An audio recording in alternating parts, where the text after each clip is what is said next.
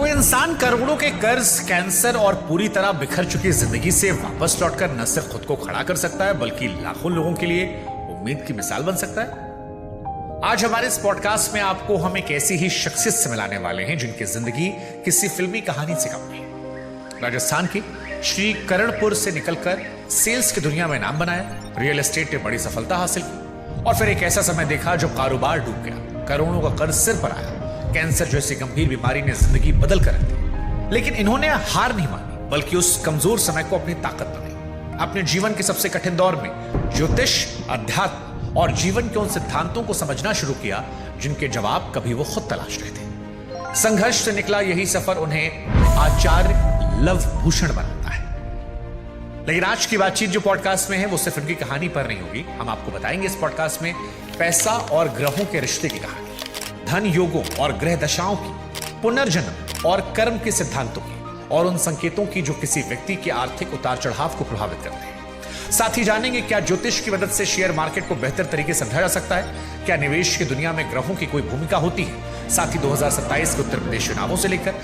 2029 की राष्ट्रीय राजनीति तक आने वाले वर्षों में देश की राजनीति को लेकर ग्रह नक्षत्र क्या संकेत दे रहे हैं, ज्योतिष की नजर से भविष्य कैसा है, ये सब कुछ आप देखेंगे अगले कुछ घंटों में हमारे इस पॉडकास्ट में। क्या आपकी मेहनत और आपके बैंक बैलेंस का हिसाब किताब जो है वो सही तरीके से नहीं चल रहा है? क्या आप भी उन लोगों में से हैं जिन्हें लगता है कि आप बहुत मेहनत करते हैं लेकिन लाइफ में कुछ ठीक नहीं हो रहा? अगर आप परेशान हैं तो आज हमारे मेहमान जो है वो आपके बड़े काम आ सकते हैं। ये वो मेहमान हैं जिन्हें अमीरों का एस्ट्रोलॉजर कहा जाता है। 10,000 से अधिक कुंडलियों पर रिसर्च किए, ये समझने की कोशिश करते हैं कि इंसान जो है वो आतंकवादी क्यों बना, एक इंसान आईएएस क्यों बना, एक इंसान अमीर क्यों रह गया, एक इंसान गरीब क्यों रह गया। क्या सब कुछ सिर्फ किस्मत का खेल है या किस्मत को भी थोड़ा बदला जा सकता है, सही किया जा सकता है? कुछ पुरुषार्थ होते हैं और कुछ गुणागणित होते हैं। इनका मानना है कि आप चाहे जितना दाव पेच लगा लीजिए, अगर आपकी तिजोरी गलत दिशा में है तो बाबू किस्मत जो है वो पलटने वाली नहीं है। और किस्मत पलटने के साथ साथ आज जीवन को बेहतर कैसे करें, बहुत सारी चीजें जो है एस्ट्रोलॉजी की डार्क साइड, उसको भी आज इन सर में एक्सप्लोर करेंगे। हमारे साथ हैं आचार्य लव भूषण जी, बहुत बहुत स्वागत सर। कैसे हैं आप? एकदम अच्छा हूँ। अमीरों के एस्ट्रोलॉजर बेसिकली मैं अमीरों का नहीं, अमीर दिल वालों का एस्ट्रोलॉजर हूँ। हाँ वही हम कहें, क्योंकि गरीब आदमी कहेगा भैया फिर हम काहे देखें। नहीं, अमीर दिल वालों का एस्ट्रोलॉजर। अमीर दिल वालों के एस्ट्रोलॉजर मतलब क्या होता है? देखिए, ये बहुत ही अच्छा शुरुआत में ही हमने प्रश्न लिया। क्या है कि हमारे भारत के अंदर एस्ट्रोलॉजी को ना बहुत एक जो उसका स्तर है ना वो निम्न कर दिया गया है। उसमें बहुत बड़ा रोल हमारे एस्ट्रोलॉजर का रहा और बहुत बड़ा रोल हमारे जो आम लोग हैं उनका रहा। आप देखिए, आप घर बनाते हैं तो हम आर्किटेक्ट से बात करते हैं, इंजीनियर से बात करते हैं, एक अच्छे वर्कर से बात करते हैं, एक अच्छी ज़मीन की बात करते हैं, लेकिन कभी हम एक अच्छे वास्तु एक्सपर्ट से बात नहीं करते। उसको हम एकदम साइड में लेके चले जाते हैं। बच्चे का जन्म होता है, हम बच्चे के जन्म के समय सिर्फ़ और सिर्फ किसकी बात करते हैं कि बच्चा जन्म के समय इसकी कुंडली बना दो और कुंडली बना के साइड में रख दो। भी हमने एस्ट्रोलॉजी को, जो ये साइंस हमारी लिखी गई है, जिस साइंस पे पूरा अमेरिका, इंग्लैंड, चाइना काम कर रहा है, हम लोग इसको पूछ ही नहीं रहे हैं। तो मैं बोल रहा हूँ कि यदि आप एस्ट्रोलॉजी करना चाहते हैं तो आपका दिल अमीर होना चाहिए। अमीर बनना तो एस्ट्रोलॉजी तो काम ही यही है कि आपको पैसा देने के लिए आई है। माँ लक्ष्मी जी का काम ही ये है कि आपको पैसा देना है। अब मेरे जहन में 2-3 सवाल आ गए कि एक, जब बचपन में कुंडली बनती है तो वो जीवन भर की दशा दिशा को बता देती है जी। तो ये कैसे तय होता है कि बाद में अगर कोई पंडित एस्ट्रोलॉजर हमें मिलता है तो वो हमारे जीवन को बेहतर बना देगा, भाग्य चमका देगा? मुझे लगता है कि ये पॉडकास्ट अच्छा जाने वाला है। देखिए, ये आपने बहुत बढ़िया बात की। मैं शुभांकर जी आपको एक बात बताता हूँ कि आज आप बड़े आदमी हैं तो इसका मतलब ये मत समझिए कि सब कुछ आपने, आपकी मेहनत और आपका दिमाग है। तो इसका मतलब ये है कि आपने पूर्व जन्म में कुछ अच्छे कर्म किए हैं। आपके पिताजी ने, आपके दादाजी ने कुछ अच्छे काम भगवान के प्रति किए हैं और जो वो सेविंग अकाउंट का यूज़ कौन कर रहे हैं? आप कर रहे हैं। वो चीज़ें अभी तक आपकी चल रही हैं। तो जब आप किसी का बच्चे का जन्म होगा तो कौन से ग्रह नक्षत्र वहीं बैठेंगे जैसे आपने कर्म पिछले जन्म में किए होंगे, और वैसा ही आदमी वही ग्रह, वही दशा, अंतदशा आपको ये बता देती है कि आपका अच्छा समय आने वाला है।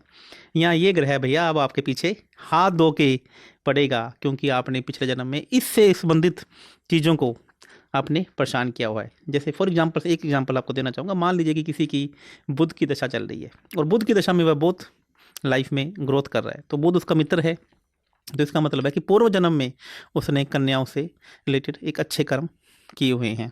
उसने गरीब कन्याओं को या किसी अनाथालय में एक अच्छी सेवा उसके पेरेंट्स ने, दादा ने या उसने खुद ने की गई है। जैसी उसकी ग्रह की दशा आई, अब वो आपको देने के लिए बैठा हुआ है। और मान लीजिए कि शनि की महादशा आई और शनि की महादशा में आपका सब काम चौपट हो गया, तो इसका मतलब है कि पूर्व जन्म में कहीं ना कहीं आपने अपंग लोगों के साथ में, अपने कर्मचारियों के साथ में क्या किया हुआ, धोखा किया हुआ है। तो वो चीज़ें अब आपको इस जन्म में लौटाती हैं। अब सवाल ये उठता है कि भैया कर्म तो लिखे गए, भाग्य तो लिखा गया, तो एस्ट्रोलॉजी कैसे काम करेगी? तो भगवान ये कहता है कि मैं एक मौका सबको दूंगा। ओके। एक मौका मैं सबको दूंगा कि तूने अपने कर्म सुधारने हैं तो सुधारे, लेकिन लास्ट जो डिसीजन होगा वो किसका होगा? भगवान कहता है वो मेरा होगा, ऊपर वाला कहता है मेरा वाला होगा। अब मान लीजिए कि आपका शनि की अंतर्दशा अच्छी नहीं चल रही, तो आप किसी अच्छे एस्ट्रोलॉजर के पास गए, अच्छे विद्वान के पास गए, तो उसने बता दिया कि तेरे को फलाने एक 9 ग्रह हैं, 9 तरीके के आश्रम होते हैं। जैसे शनि है तो ब्लाइंड लोगों का आश्रम है, अपंग लोगों का आश्रम है, कि वहाँ पर जाना है और आपको अपने वजन के बराबर ये चीज़ें डोनेट करके आनी है, या आपको काला नमक गौ माता को खिलाना है, या काले उड़द जाके का डोनेशन करना है। मतलब शनि से संबंधित हम 8 से 10 उपाय हम आपको बता देंगे। तो जिस भी ग्रह की चल रही है, सूर्य की चल रही है, मंगल की चल रही है, तो इसका मतलब है कि जैसे ही आपने किया, ये उपाय किया, चीज़ें की, आपने इसको 3-4 महीने किया, तो हो सकता है कि वो महाराज आप उनका दिल पिघल जाए, बोले नहीं यार अब मुझे शुभांकर जी का काम कर देना है। क्या मेरे लिए क्या आ गया? मेरे पास प्रायश्चित करने के लिए आ गया। उसको फील हो गया कि मैं आपसे, हाँ मैंने गलती की है, मैं आपको सॉरी मांग रहा हूँ, मैं फील करता हूँ। क्योंकि हर ग्रह का एक पक्षी है, हर ग्रह का एक जलीय जीव है, हर ग्रह का एक पृथ्वी पर रहने वाला चर है, मैं 4 पैरों वाला जानवर है। हर इंसान का एक पेड़ पौधा है और हर ग्रह का एक देवी देवता है। तो हम यही एस्ट्रोलॉजी बताती है, हमको गाइड करती है कि भैया अब तेरे को जाके प्रायश्चित कहाँ करना है, करना ना करना ऊपर वाले के हाथ में। अब यहाँ भी 2 सवाल मेरे मन में आता है। एक सवाल ये आता है, तो क्या हम ये मान लें कि जो कुंडली बचपन में बनाई गई थी वो बदल जाएगी अगर एस्ट्रोलॉजर से हम संपर्क में रहते हैं और उसके विधि विधान को मानते हैं? डेफर हो जाएगी समस्या, डेफर हो जाएगी। जैसे मान लीजिए आपको होम लोन लेना है, हाँ, आपको घर लेना है, घर है 5 करोड़ रुपए का और आपके पास 50 लाख रुपए हैं, तो आपने 4.5 करोड़ रुपए का लोन लिया, तो घर आपके पास अब आ गया, लेकिन बैंक क्या बोल रहा है कि 4.5 करोड़ रुपए मुझे 20 सालों में, 10 सालों में दे देना। समस्या कभी कम नहीं होगी। एस्ट्रोलॉजर भगवान नहीं है, लेकिन यदि हम उस चीज़ों से रिलेटेड उपाय, रेमेडीज या कुछ चीज़ें करते हैं, तो समस्या आपको 20 सालों में आपकी डेफर्ड हो सकती है, और आज की समस्या आगे पोस्टपोन हो सकती है। और यदि आपने किस्त नहीं दी तो सिबिल क्या हो जाएगा? बैंड खराब हो जाएगा। ठीक है। तो ये चीज़ें काम करती अब दूसरा सवाल, हमारे हिंदुस्तान में एस्ट्रोलॉजी चलती है, लेकिन दुनिया में सबसे अमीर आदमी एलॉन मस्क है, बिल गेट्स हैं और बहुत सारे लोग हैं, वो भी एस्ट्रोलॉजर से बातचीत करते हैं, या ये जो गुणा गणित जो हमारे ग्रहों का है ये सिर्फ हिंदुस्तान तक चलता है? बहुत बढ़िया बात की आपने। अब मैंने आपको क्या बोला कि यदि इलोन मस्क या और क्या नाम लिया आपने? बिल गेट्स का बिल नाम हो गेट्स गया, ले लो, अमेज़न का के नाम ले लो, लीजिए, जेफ बेजोस का नाम ले लेते जेफ हैं, बेजोस का नाम ले लीजिए, तो यानी कि इन्होंने, यानी कि कुछ लोगों ने पिछले जन्म में बहुत अच्छा दान या बहुत अच्छे अनुष्ठान किए गए हैं। अभी मैं बात करता हूँ, बिल गेट्स अपनी इनकम का 50% डोनेट करते हैं कि नहीं करते? 50% अपनी इनकम। तो इसका मतलब वो कहीं ना कहीं उसका सेविंग अकाउंट तो भर रहा है, नहीं भर रहा है। तो ऐसा तो है नहीं कि दान अनुष्ठान, ये जो एस्ट्रोलॉजी है ये भारत नहीं पूरा विश्व मानता है, पूरा वर्ल्ड मानता है। क्योंकि जो साइंस है, जो ये डोनेशन करने वाला काम, ये तो भारत के लोगों ने सिखाया और वहाँ तक फैल गई। लेकिन आज अमेरिका ये नहीं चाहता, आज इंग्लैंड के लोग नहीं चाहते कि जो आपकी एस्ट्रोलॉजी की साइंस जिस पे वो खुद काम कर रहे हैं, वो हमारे लोग उसके राज, उसके सीक्रेट जाने। तो इसमें कोई डाउट नहीं है, यदि आज कोई इंडिया का नंबर 1 आदमी है तो उसने पूर्व जन्म में बहुत अच्छा डोनेशन, बहुत अच्छा काम किया हुआ है और उस जन्म में भी कर रहा है। और यदि वो नहीं कर रहा तो बुरे समय के लिए तैयार हो जाए। सबसे बड़ा पुण्य कौन सा है जो आपको अगले जन्म में फायदा देता है? इसके बारे में तो कोई राइट डेफिनेशन, जैसे आपने कई बार दान का जिक्र कर दिया, हाँ। तो एक अच्छा इंसान होना अगले जन्म में फायदा देगा, समाज में दान करना, महिलाओं की सेवा करना, वृद्धों की सेवा करना, बच्चों की सेवा करना, या एक बढ़िया पूजा पाठ करते हुए जीवन जीना, कौन सा क्रेडिट है जो सबसे ज्यादा अगले जन्म में मिलेगा? आदमी को अमीर 2 ही चीज़ें बनाती हैं, पहला दान और दूसरा अनुष्ठान। तो पहले तो आपको ये पता होना चाहिए कि मुझे दान करना किस चीज़ का है और करना किसको है। 9 प्रकार के, वैसे तो 12 प्रकार के आश्रम इस जो सृष्टि ने बना रखे हैं। अपंगों का आश्रम है, कोड़ियों का आश्रम है, बच्चों का, अनाथ बच्चों का आश्रम है, जुवेनाइल आश्रम है जिसमें 16 साल के बच्चे जो होते हैं ना, जो क्राइम में आ जाते हैं, तो उसे बेसिकली मंगल का आश्रम कहा जाता है। कोड़ियों का आश्रम है। ऐसे इस प्रकार से, जैसे एक होता है नशा मुक्ति सेंटर जिसे राऊ से देखा जाता है, तो ऐसे प्रकार से पूरे 12 प्रकार के अलग अलग आश्रम हैं। आपकी डेट ऑफ बर्थ के अकॉर्डिंग आपने कौन सा घर है अपना खराब कर रखा है, तो ऐसा कहा जाता है कि आपको इस आश्रम की जाके सेवा करनी है, और उस आश्रम में भी जाकर पर्टिकुलर ये चीज़ आपको खिलाकर आने से वो ग्रह जल्दी आपको फल देगा। तो ये तो हो गया एक पर्टिकुलर आपकी डेट ऑफ बर्थ देके। नहीं तो आप सभी आश्रम पकड़ लीजिए, जितने भी आप 12 के 12 आश्रम, पक्षियों का आश्रम है, जहाँ पे गुरुकुल है, तो ये 12 आश्रम में जाके पकड़िए और आप सेवा कीजिए। कहीं किसी से पूछने की ज़रूरत नहीं है। लेकिन आप किसी समस्या में हैं और उससे बाहर आना चाहते हैं, तो फिर आपकी जन्म कुंडली ये बताएगी कि तेरे को भैया इस फलाने आश्रम में जाना है और इस दिन जाना है, क्योंकि हर ग्रह का एक दिन है, हर ग्रह की एक आइटम है, हर ग्रह का एक कलर है, हर ग्रह का एक, मैंने बताया, जीव है। जैसे अनाथ बच्चे हैं, ये बुध ग्रह से देखे जाते हैं। कोड़ी जो लोग हैं, ये केतु से देखे जाते हैं। जो ब्लाइंड पीपल हैं, ये शनि से देखे जाते हैं।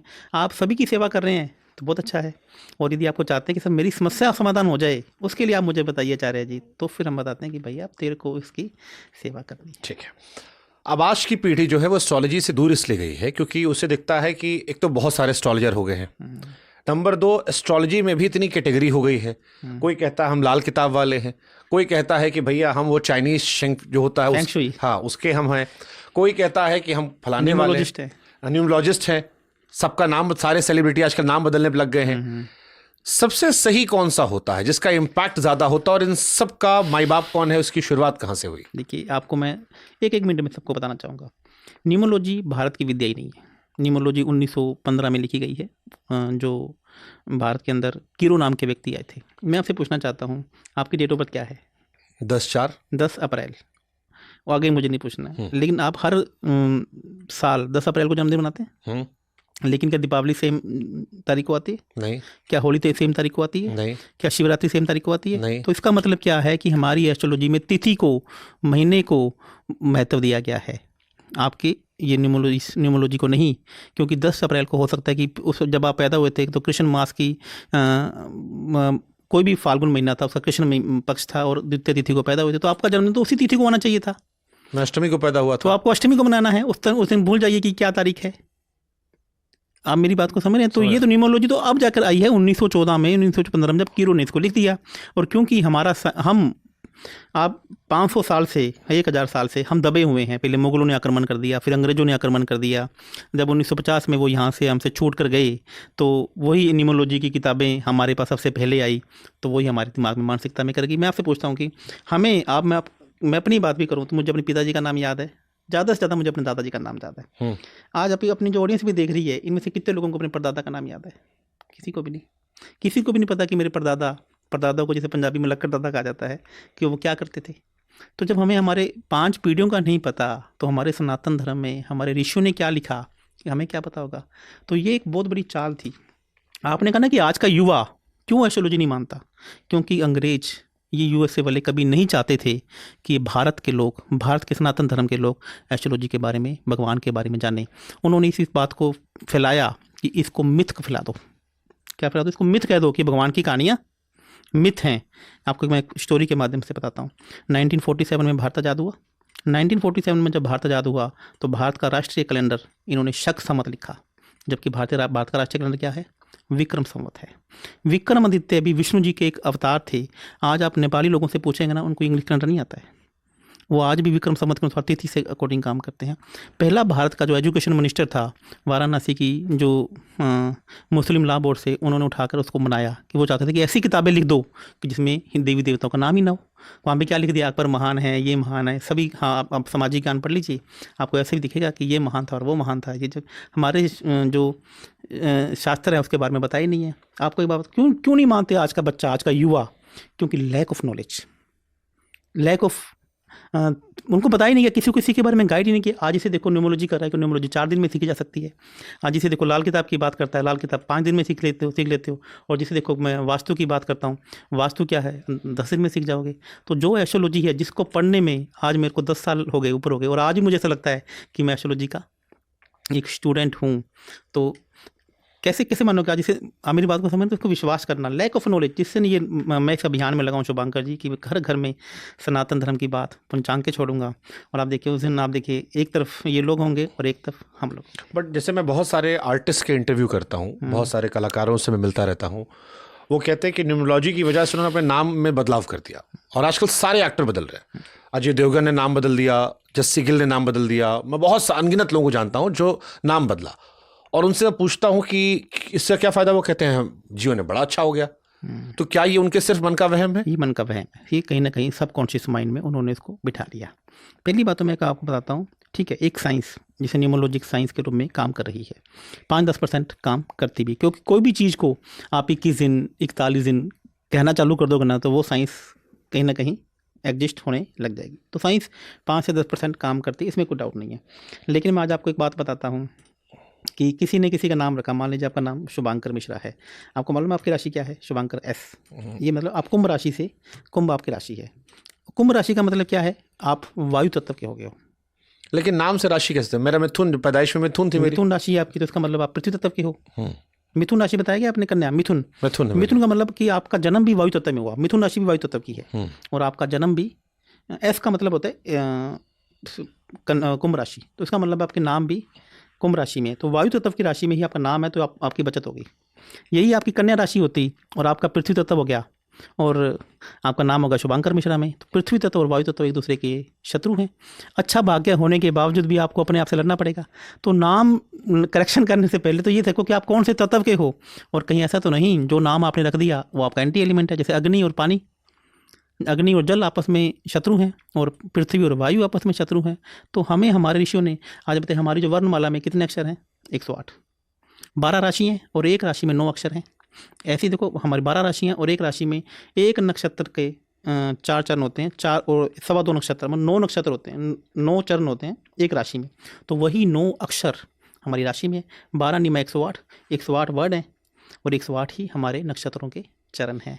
अब मेरे मन में एक सवाल आता है, पुराने ज़माने में जब बच्चा पैदा होता था तो पंडित जी नाम रखते थे राशि देख के, कुंडली देख के। अब माँ बाप अपने नाम का मेल मिलाते हैं और चैट जीपीटी में डालते हैं कि एक कॉमन नाम दे दो। जैसे विराट कोहली, अनुष्का ने अपने बच्चे का नाम वामिका रख दिया। ये नाम जो माँ बाप ने अपने नाम से मिला के रखा और वो नाम जो पंडित जी ने बच्चा पैदा होने के बाद कुंडली देख के रखा, इन दोनों बच्चों के भविष्य में क्या अंतर होगा? गलती से भी उनका एंटी एलिमेंट हो गया। मान लीजिए जैसे वाह नाम का बात करते तो ये वृषभ राशि होगी। यदि उस बच्चे का पृथ्वी तत्व है, पृथ्वी तत्व की राशि है, पृथ्वी तत्व में उसका जन्म हुआ है, तो लकीली उसने अच्छा नाम रख दिया तो चल जाएगा।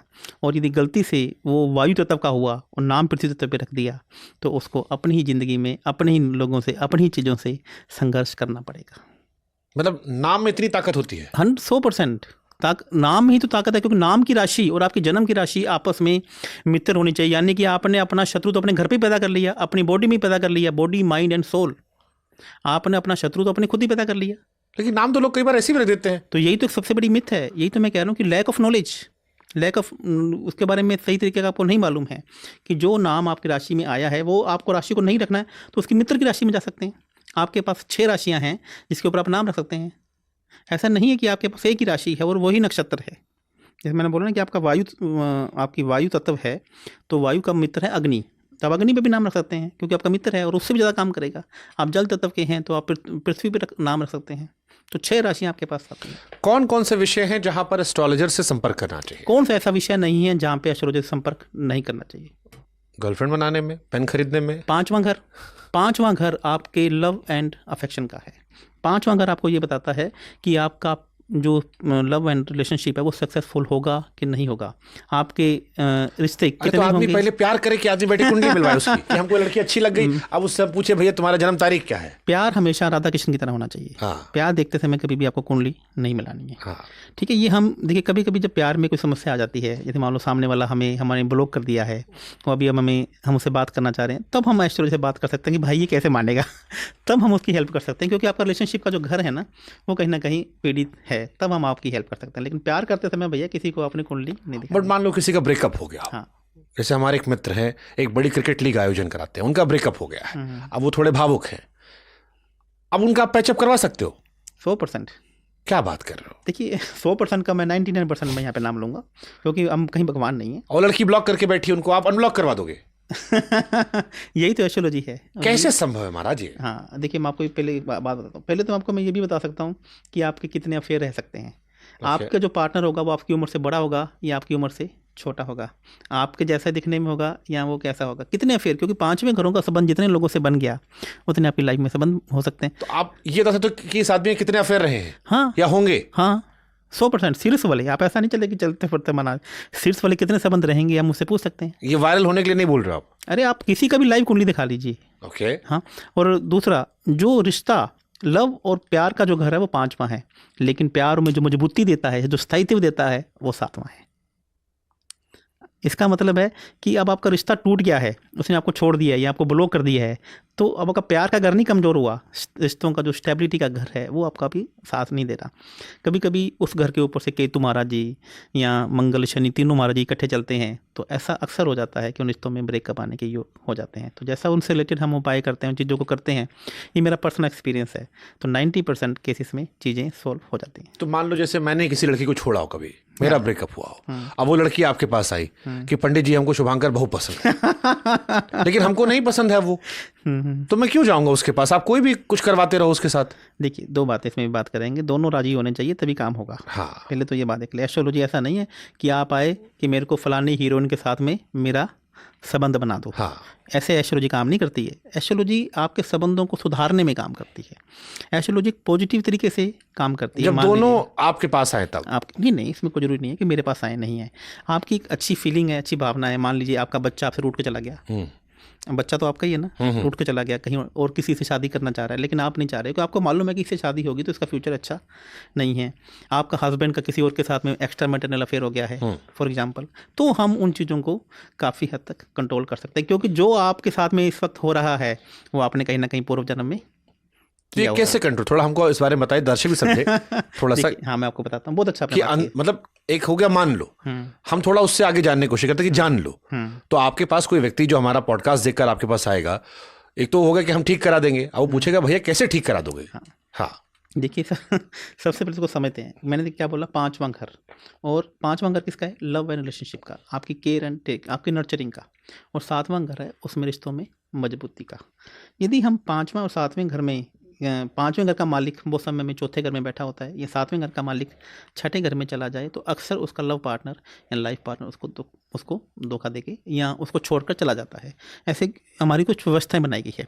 जैसे 5 में से 6ठा, 5 में से 8वां, 5 में से 12वां में बैठ जाए, तो अक्सर इसके जातक के साथ में ऐसा होने के योग बन जाता है। तो जातक नहीं, हमारे एस्ट्रोलॉजी क्या कहती है कि आप जो वो ग्रह आपका शत्रु बनकर इस समय बैठ गया और इस समय आपके विरोध में खड़ा हुआ है, तो आप उन जीव जंतु के पास जाकर वो चीज़ें करके आ जाते हैं। तो ऐसा एटमॉस्फेयर बनता है, ऐसा वातावरण चेंज होता है कि वो चीज़ें आपके अकॉर्डिंग होने लगती। उसे वो जो आपके बारे में क्या सोच रहा था नेगेटिव, अब आपको वो नेगेटिव ना सोच कर अब आपके बारे में वो पॉजिटिव सोचने लगता है। एक एग्जाम्पल से बताऊँ आपको, जो हमारी जन्म कुंडली है, ये कौन से ग्रह से, इसका बेस कौन सा ग्रह है? धरती। जन्म कुंडली किससे है? चंद्रमा से। चंद्रमा से, ठीक है। देखिए मैं आपको आपसे इसलिए पूछना, मेरा कोई आपसे कोई सवाल नहीं है, जनरली जब, ताकि लोगों को भी आनंद आए। तो हमारे ऋषियों ने चंद्रमा ग्रह को कुंडली का आधार क्यों माना?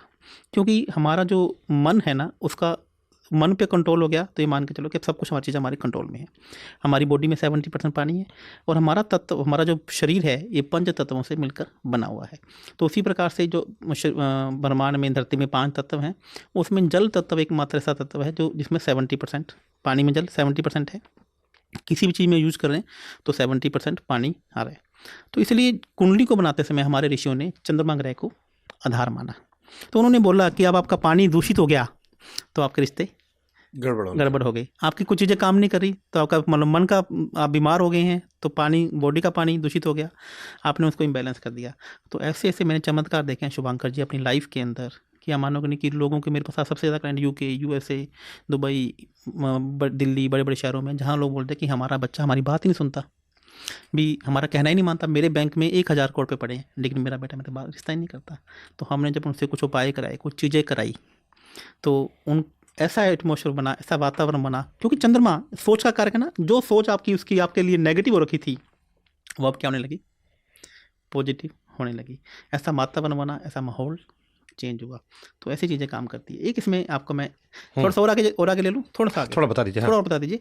रिश्तों की जो राशि है वो तुला राशि है। तुला राशि मैंने पक्षियों को क्या खिलाना है। यदि मान लीजिए तुला राशि में सूर्य बैठ गया, 7वें घर में सूर्य बैठ गया, मैं आपको बताऊंगा कि तो भी रिश्तों में तलखीपन आता है। तो ऐसे गौ माता को दलिया खिलाया जाता है, देसी गौ माता को। पक्षियों को वो अनाज खिलाया जाता है।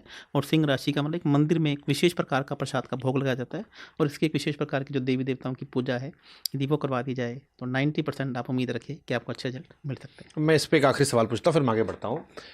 हिंदुस्तान समेत दुनिया भर में 70 से 80% लोग हैं जो शादीशुदा या गैर शादीशुदा प्रेम जो जीवन चल रहा है उसमें मानसिक तौर पर दुखी हैं। कोई ऐसा उपाय जो उनके प्रेम संबंधों को बेहतर कर दे? देखिए बिना कुंडली देखे हम किसी का भी उपाय नहीं बता सकते। कोई जेनरिक दवा नहीं इसकी? कोई जेनरिक एस्ट्रोलॉजी एक मात्र ऐसा चीज़ें हैं। मैं आपको एक आसान उपाय बता देता हूं जो काल पुरुष की कुंडली में हम बता देते हैं। लेकिन ये देखिए कि किसी के पास भी एक एस्ट्रोलॉजर के पास उपाय से कोई आदमी अमीर बनता तो दुनिया का हर एस्ट्रोलॉजर आज करोड़पति होता। आज कोई मेहनत करने से अमीर बनता तो दुनिया का हर मजदूर आज अमीर होता। पूजा करने से कोई अमीर होता तो मंदिर में बैठा हर पुजारी आज अमीर होता। और दिमाग से कोई अमीर होता तो दुनिया का पढ़ाने वाला हर टीचर आज दुनिया पे राज करता। तो ये देखो, पहले तो कंसेप्ट समझने की कोशिश कीजिए कि एस्ट्रोलॉजी, आपको किसी को हार्ट की प्रॉब्लम है, क्या सबके लिए जेनेरिक दवाई है? नहीं। किसी का ईसीजी ज़्यादा है, हो सकता है कि मुझे बहुत सारे लोग हम कभी कभी देखते हैं कि उसका शुगर बढ़ गया लेकिन उसने डोज ज़्यादा ले ली और उसका हार्ट किडनी पे उसका असर पड़ गया। तो आपको किस ग्रह की कितनी डोज देनी है, कितना काम करना है, ये तो आपकी कुंडली से भी देख के पता लगा था। आज देखो, जिसको देखो एस्ट्रोलॉजर बैठ जाता है, अरबपति होने के उपाय, करोड़पति होने के उपाय, चीज़ें होने के उपाय। भैया कि बिना कुंडली डॉक्टर हो आप कैसे बता दोगे? फर्जी एस्ट्रोलॉजर कैसे पहचाने? मार्केट में तो भरे पड़े हैं।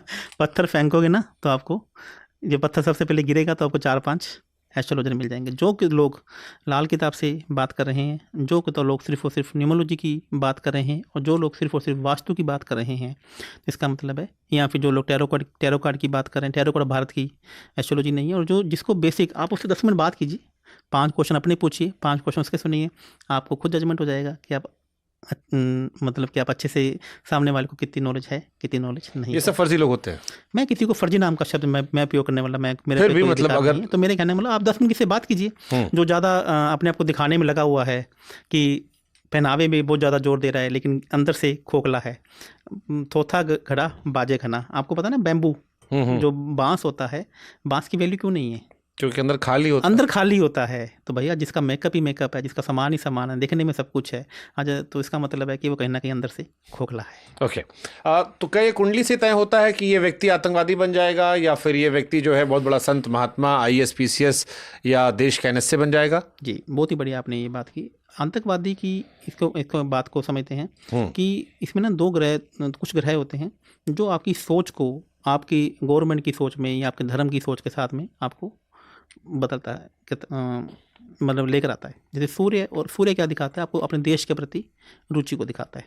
सूर्य आपके मान लीजिए नीच का हो गया और मंगल आपका उच्च का हो गया और उसके ऊपर से राहु शनि का प्रभाव आपका पड़ गया, तो इसका मतलब आप बलवान तो खूब हैं लेकिन देश के प्रति ईमानदार नहीं है। तो हो सकता है कि आप ऐसी कोई चीज़ों में लिप्त हो जाएं जो देश की एंटी चीज़ें हो जाएं। अब ये तो हो गया कि घर का आतंकवादी, अब हो गया कि जो बंदा बाहर का आतंकवादी, जो अपने देश के प्रति तो कट्टर है लेकिन अब आपको मानना चाहता है, तो वो आतंकवादी नहीं हो। बेसिकली जैसे आपका आर्मी है वैसा वो अपने कंट्री में अपने लिए काम कर रहा है। तो मतलब उसका सूर्य भी अच्छा है, मंगल भी अच्छा है, तो उसका कट्टर है तो मंगल भी उच्च का है, उसका सूर्य भी उच्च का है, उसके साथ में उसका शनि महाराज भी उच्च का है, उसका राहु भी उच्च का है।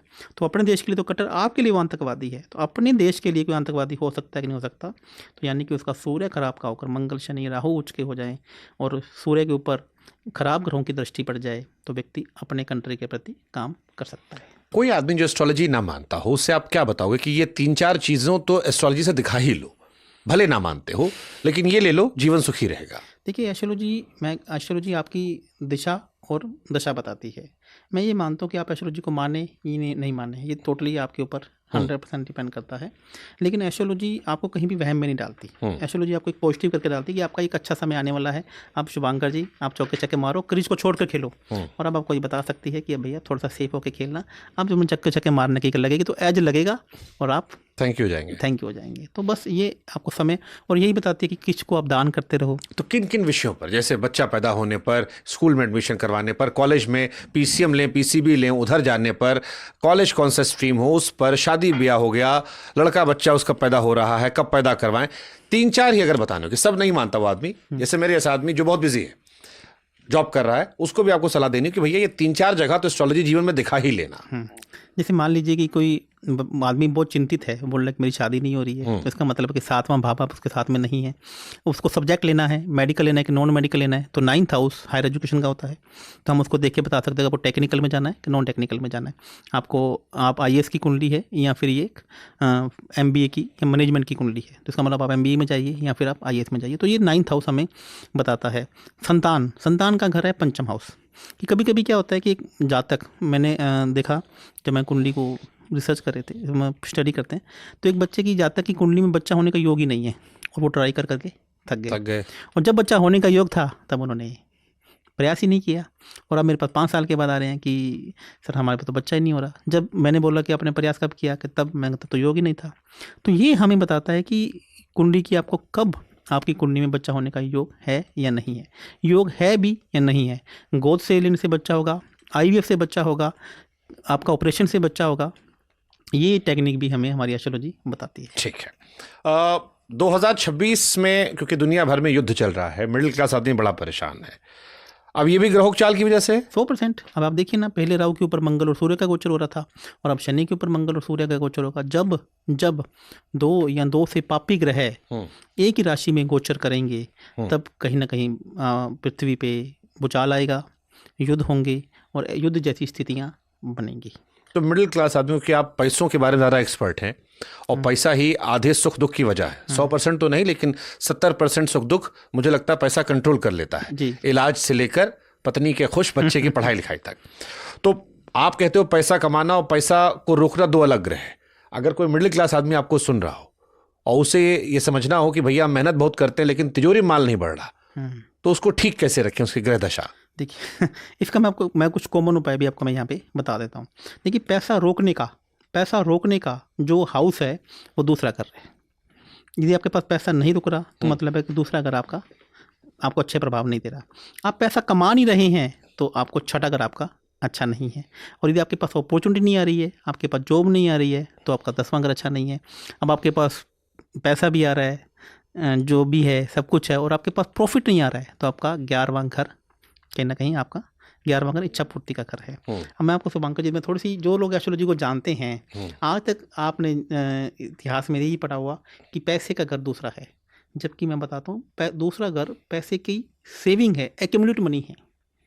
जो आप सामने वाले से पैसा निकालते हैं वो आपका छठा घर है। एक एग्जांपल से बताता हूँ, जो भी लोग एस्ट्रोलॉजी को जानते हैं, मैं जैसे आपके साथ में अभी इंटरव्यू कर रहे हैं, तो मैं लगन हूँ और आप मेरे 7वां घर हैं। आप यदि आपकी कुंडली देखेंगे तो आपका लगन है और मैं आपका 7वां घर हूँ। यदि मैं को आपकी मेरा खर्चा मेरे लगन का 12वां घर है, मतलब कि मैं जो खर्चा कर रहा हूँ और जो मैं सेविंग कर रहा हूँ वो मेरा दूसरा कर रहा है। तो यदि मैं बात करता हूँ कि मेरे पास आपकी जेब से पैसा निकालने के गुण है कि नहीं है, तो मेरा 7वें का मतलब कि छठा घर मजबूत होना चाहिए, क्योंकि जो मेरा छठा घर है वो आपका 12वां घर है। इसको आप नहीं समझ रहे होंगे ना, कि पूरा लॉजिक से अभी समझ रहा हूँ मैं, थोड़ा समझ रहे हैं कि 12वां घर खर्चे का है, लेकिन आपका खर्चा मेरी इनकम कब बनेगी, जब मेरा छठा घर मजबूत होगा। ओके। और तभी तो मैं आपकी जेब से पैसा निकाल पाऊंगा, तभी तो मेरे पास एक स्मार्ट गिरी होगी कि यार यस मैं जिसको जो बोलूँगा वो मुझे चेक काट देगा। आज क्यों 1% लोग ही 99% दुनिया पे राज कर रहे हैं, और आज क्यों 1% लोगों के पास उतना पैसा है जितना 99% के पास भी नहीं है? क्यों? क्योंकि उन्होंने उनके भगवान की दया से या किसी ने उसके छठे घर को उसका मजबूत है। और यदि हम भी चाहते हैं कि हमारा छठा घर मजबूत हो जाए, तो हमें अपने छठे घर पे काम करना होगा।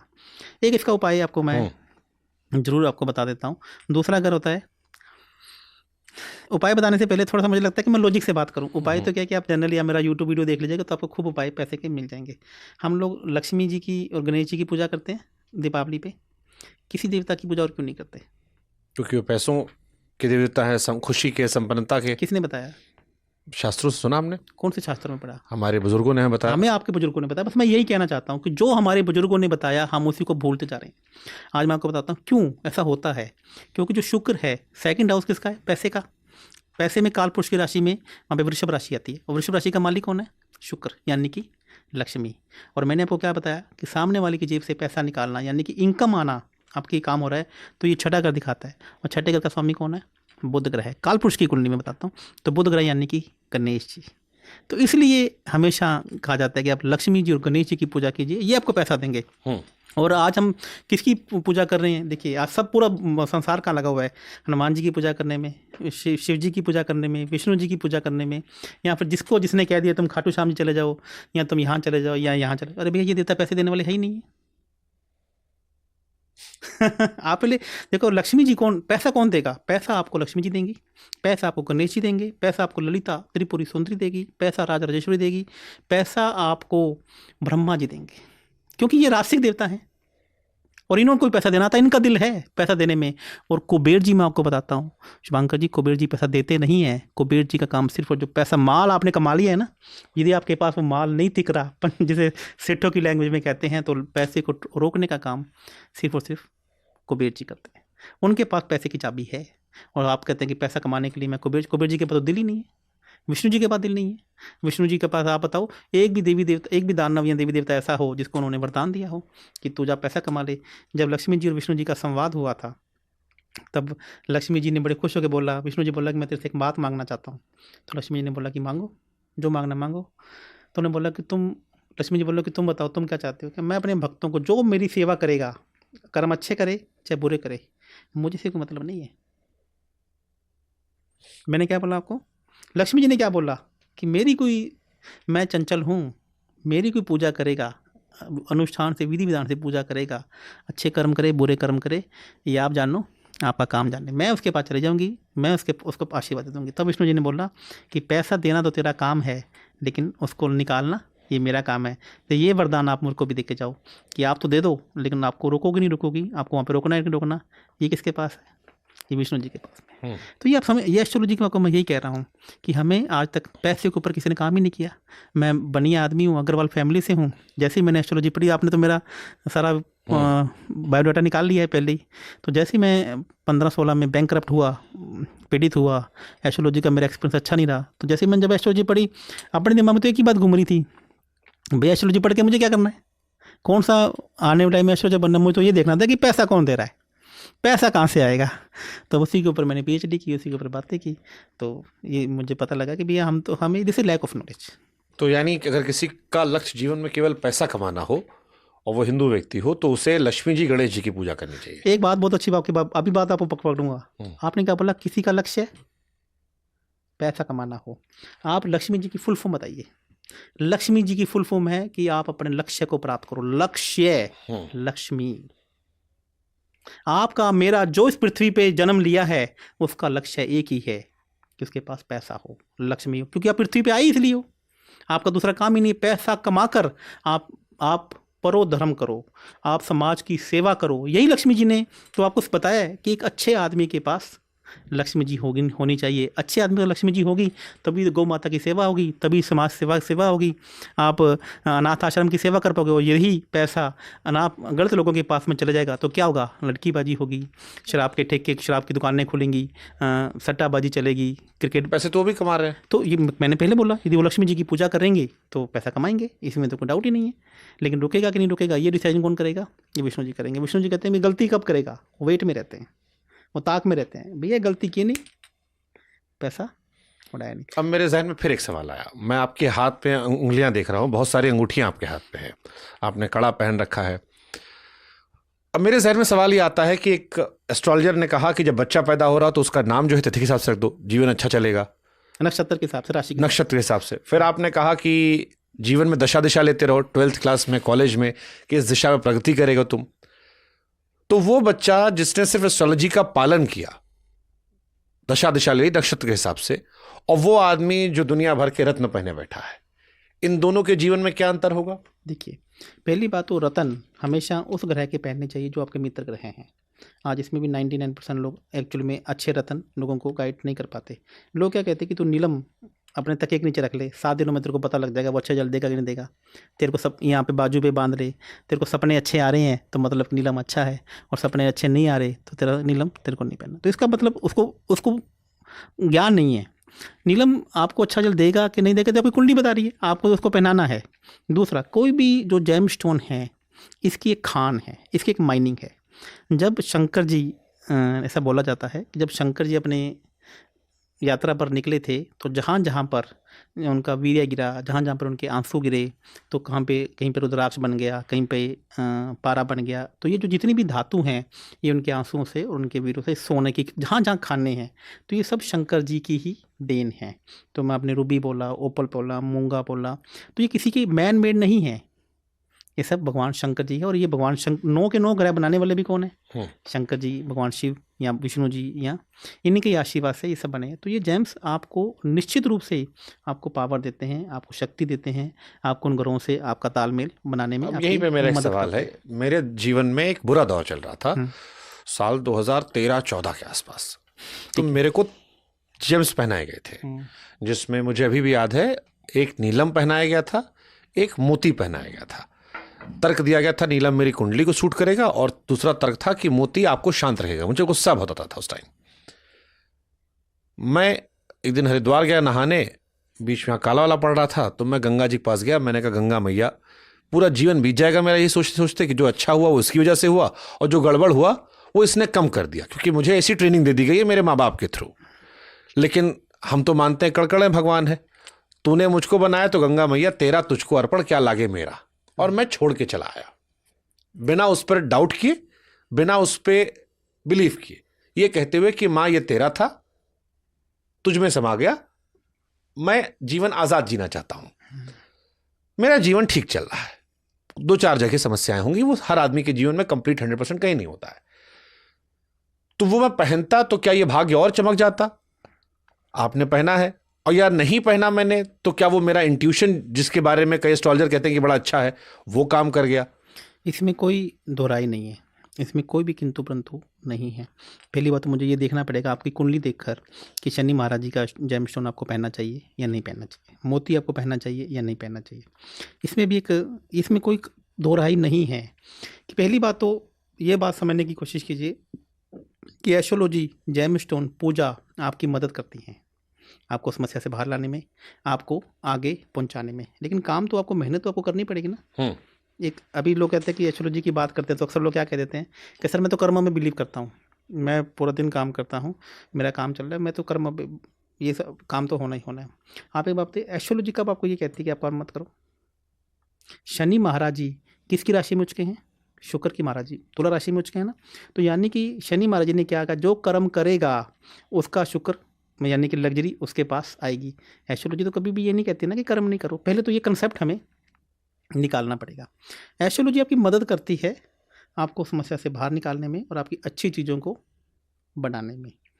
तो ये वो किताब है जो आपके जन्म के समय में आपके साथ में ऊपर वाले ने आपको दे दी। आप उसका कैसे यूज़ करना है। जैसे मान लीजिए मोबाइल लेते हैं मार्केट से तो साथ में मैनुअल आता है ना, तो वही तो एस्ट्रोलॉजी है, वही तो आपकी किताब है कि आपकी लाइफ में आपको कब क्या समस्या आ सकती है, कब आपको चीज़ें। तो जैसे मैंने जेम्स नहीं पहने, कोई नहीं पहना, तो इसका कोई नेगेटिव इम्पैक्ट है या पहन ले तो पॉजिटिव हो जाता? कोई नेगेटिव इम्पैक्ट नहीं है। आपको नहीं पहनना मत पहनिए, ये तो आपके ऊपर डिपेंड करेगा। लेकिन तो जो पहन रहा है उसकी लाइफ में क्या पॉजिटिव आ रहा है? 100% आता है। यदि ये नहीं पहनता, नहीं ये साइंस काम करती, नहीं चीज़ें काम करती, तो इतना बड़ा इंडस्ट्री, इतने लोग क्या काम करते। लेकिन धार्मिक इंडस्ट्री तो आधी बिलीफ पे भी चलती है ना। जैसे देखिए पहली बात तो ये एक मैं बात करता हूँ कि जो ये धर्म के जिसको हम ये कहना चाहते हैं कि बिलीफ पे काम करती है, तो इसमें कोई डाउट थोड़ी ना है कि यदि आपका कुछ पहनने से यदि आपका कुछ बिलीफ सिस्टम बढ़ता है और आपका काम होता है तो इसमें बुराई क्या है? कोई बुराई नहीं है। और वो ग्रह आपके साथ में आकर खड़ा हो जाए और आपके काम होने लग जाए तो आपको बुराई क्या है? मतलब कोई बुराई नहीं है। लेकिन जैसे है कि मैं कई सारे बाबाओं के यहाँ जाता हूँ तो कहते हैं हमारे यहाँ एक पीछे पेड़ लगा, उसको छूने से भूत भाग जाता है। हम गए, हमको नहीं महसूस हुआ भूत भाग गया।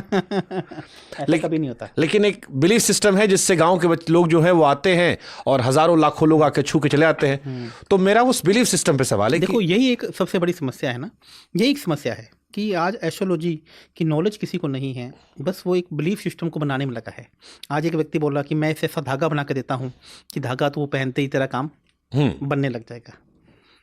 मेरी बात, हाँ, यही तो हमने एक बिलीफ सिस्टम, हर बाबा ने अपना एक बिलीफ सिस्टम बना लिया। वो साइंस की तो बात नहीं करता है। एक व्यक्ति आता है कि मोबाइल पे हाथ रखो, मैं तुम्हारे बारे में तुम्हारा नाम बता दूंगा, तुम्हारे बारे में सब कुछ बता दूंगा। तो मतलब क्या है, पहली बात तो कि उसने उस सिद्धि को सिद्ध कर रखा है।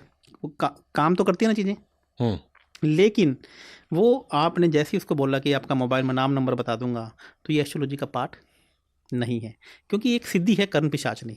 आपने ये गुरु के माध्यम से आपको ट्रांसफ़र होती है, आपके लिए उसको साधना तब करनी, लेकिन उसका एस्ट्रोलॉजी से कोई लेना देना नहीं है। वो आपको कान में आकर ये बता दे कि आपकी जेब में 10 रुपये के नोट कितने हैं, 10 रुपये के नोट का पे नंबर कितने लगे हुए हैं। तो ये सिर्फ और सिर्फ आपको इम्प्रेस करने की विद्या है। ये इसका एस्ट्रोलॉजी से कोई भी लेना देना नहीं है। और यही तो हम आज एस्ट्रोलॉजी क्यों नहीं मानते लोग, आप लोग वहम क्यों मान रहे हैं? क्योंकि ये बाबाओं ने, इन चीज़ों ने इसको लॉजिक से काम नहीं किया। और यही तो मेरा एक्सपीरियंस ख़राब रहा। आज मेरी फैमिली में कोई भी एस्ट्रोलॉजर नहीं है, मेरे ना दादा, ना पिताजी, ना भाई, ना बहन। तो मैंने एस्ट्रोलॉजी को इसलिए तो पढ़ने की कोशिश की कि हम एक सनातन धर्म की बात लोगों तक पहुंचाना चाहते हैं। ठीक है, मैंने कहीं पढ़ा, आप कहीं कह रहे थे कि अमीरी जो है वो छुआछूत की तरह है कि सिर्फ और इसी मेरा सवाल है, क्या सिर्फ अमीर लोगों से बैठने से, उनकी वास्तु की एनर्जी शेयर करने से एक गरीब आदमी किस्मत के ताले खोल सकते हैं? बिल्कुल खोल सकते हैं। देखिए, कोई भी बड़ा आदमी है तो इसका मतलब उसका भाग्य बड़ा है, उसकी चीज़ें अच्छी हैं। तो मैं ये हमेशा कहता हूँ कि यदि कोई एक आम आदमी, हर आदमी को बड़ा बनना है तो आपको बड़े आदमी से दोस्ती करनी चाहिए, बड़े आदमी के से मिलना चाहिए। आपको बड़ी गाड़ी लेनी है तो जैसे सीक्रेट का इसमें एक नियम है ना, तो आपको बड़ी गाड़ी के शोरूम में जाना चाहिए। उसकी एनर्जीज़ का प्रभाव 100% आपको मिलता है। बड़ा बनने का एक फॉर्मूला ये भी है कि बड़े लोगों से दोस्ती कीजिए, बड़े लोगों से मिलना जुलना शुरू कीजिए, उसकी एनर्जीज़ आपको निश्चित रूप से ट्रांसफ़र होती है। वाह, क्या हमारे बैंक बैलेंस का सीधा संबंध हमारे पुण्य कर्मों से है? अगर हाँ, तो फिर बुरे काम करने वाले लोग जो हैं वो अमीर क्यों बन जाते हैं? बहुत ही बढ़िया, आनंद आ रहा है आपके साथ बात करने में। और आपने, मुझे लगता है कि पूरा अध्ययन किया है।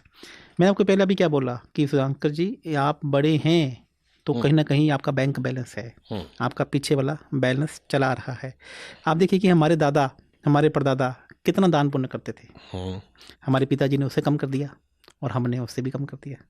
इसका मतलब जो बैंक बैलेंस चला रहा है, जो हम आप जो आज 1000 करोड़ के आदमी हो, 10,000 करोड़ के आदमी हो, 100 करोड़ के आदमी हो, तो कहीं ना कहीं आपका बैंक बैलेंस है। यदि आप आज अच्छे कर्म नहीं करोगे, आप दान पुण्य नहीं करोगे, तो आप अपने बच्चों को क्या देके जा रहे हो? और वही बच्चे जो आपने 100 करोड़ पे कमाया, एक सट्टे का गलत काम किया नहीं और मामला थैंक यू साफ। तो भैया ये करना ही पड़ेगा, कर्म करने ही पड़ेंगे। और एस्ट्रोलॉजी बस आपको यही गाइड करती है कि क्या काम आपको करना है। लेकिन ये ध्यान रखिएगा, कहीं आप इस नज़रिए से आ रहे हैं कि सामने वाला के पास चला गया, अब तो मेरी सारी पीड़ाएं खत्म, ऐसी कोई एस्ट्रोलॉजी के अंदर नहीं। लेकिन इसमें भी एक सवाल है, जैसे क्रेडिट कार्ड के जाल में फंसे युवाओं को लेकर आपने कहा था कि फिटकरी से दांत साफ करो।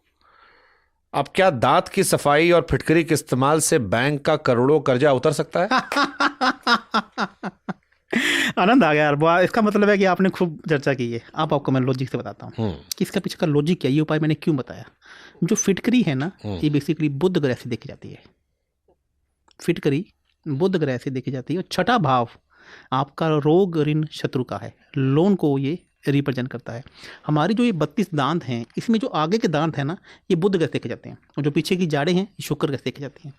तो ये एक जो आपने बताया जनरल उपाय बताओ, तो फिटकरी को रात को भिगो के रखा जाए, यानी कि बुध ग्रह को शांत किया जाए और उससे दांतों को साफ किया जाए।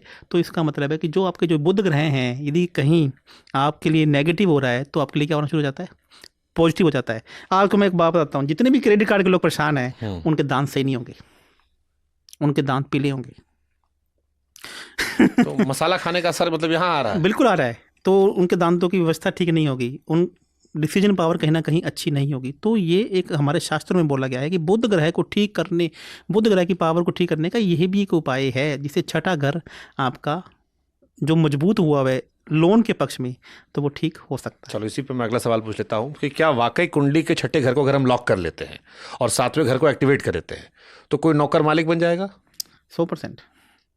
अब देखिए, पहले नौकर मालिक बन जाएगा ये कोई मैं नहीं कहना चाहता, लेकिन नौकर के अंदर इस तरीके की विचार आने लग जाएंगे कि मुझे भी अब मालिक की तरह काम करना है, मुझे भी अब आगे बनना है। हो सकता है कि उसका दिमाग आज से पहले सिर्फ और सिर्फ फॉलोअर्स की तरह हो, उसने कभी सोचा ही नहीं कि मुझे भी लाइफ में आगे बढ़ना है। उसने सभी ज़िंदगी जो सोचा कि मुझे तो सारी उम्र अपने मालिक की सेवा करनी है। तो कुछ उपाय करने से, कुछ चीज़ें करने से हो सकता है कि उसका जो सीक्रेट्स हैं, जो दिमाग है, वो काम करने लगे और वो भगवान उसके रास्ते खोल दे।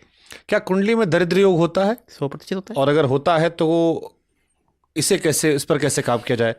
कोई ऐसा महा उपाय जो ग्रहों की चाल को पलट दे और दरिद्र, क्योंकि दरिद्र योग कहते हैं बदला नहीं आता। नहीं, बिल्कुल ऐसा नहीं है। सभी योग को हम काट सकते हैं, हम उन्हें कम कर सकते हैं। दरिद्र योग बेसिकली शुक्र के साथ में केतु महाराज जी बैठ जाते हैं तो एक दरिद्र योग बन जाता है। छठे घर का स्वामी यदि 8वें से और 12वें से संबंध बना ले और 11वें से संबंध नहीं बनाए, दूसरे संबंध नहीं बनाए, तो दरिद्र योग बन जाता है। दरिद्र योग बनने के बहुत सारे कारण, शनि के साथ में केतु बैठ जाता है तो आदमी का दरिद्र योग बन जाता है। मतलब कि इसके एक योग नहीं है, दूसरे घर का स्वामी 12वें घर में बैठ जाए तो पैसा आदमी के पास टिकता नहीं है।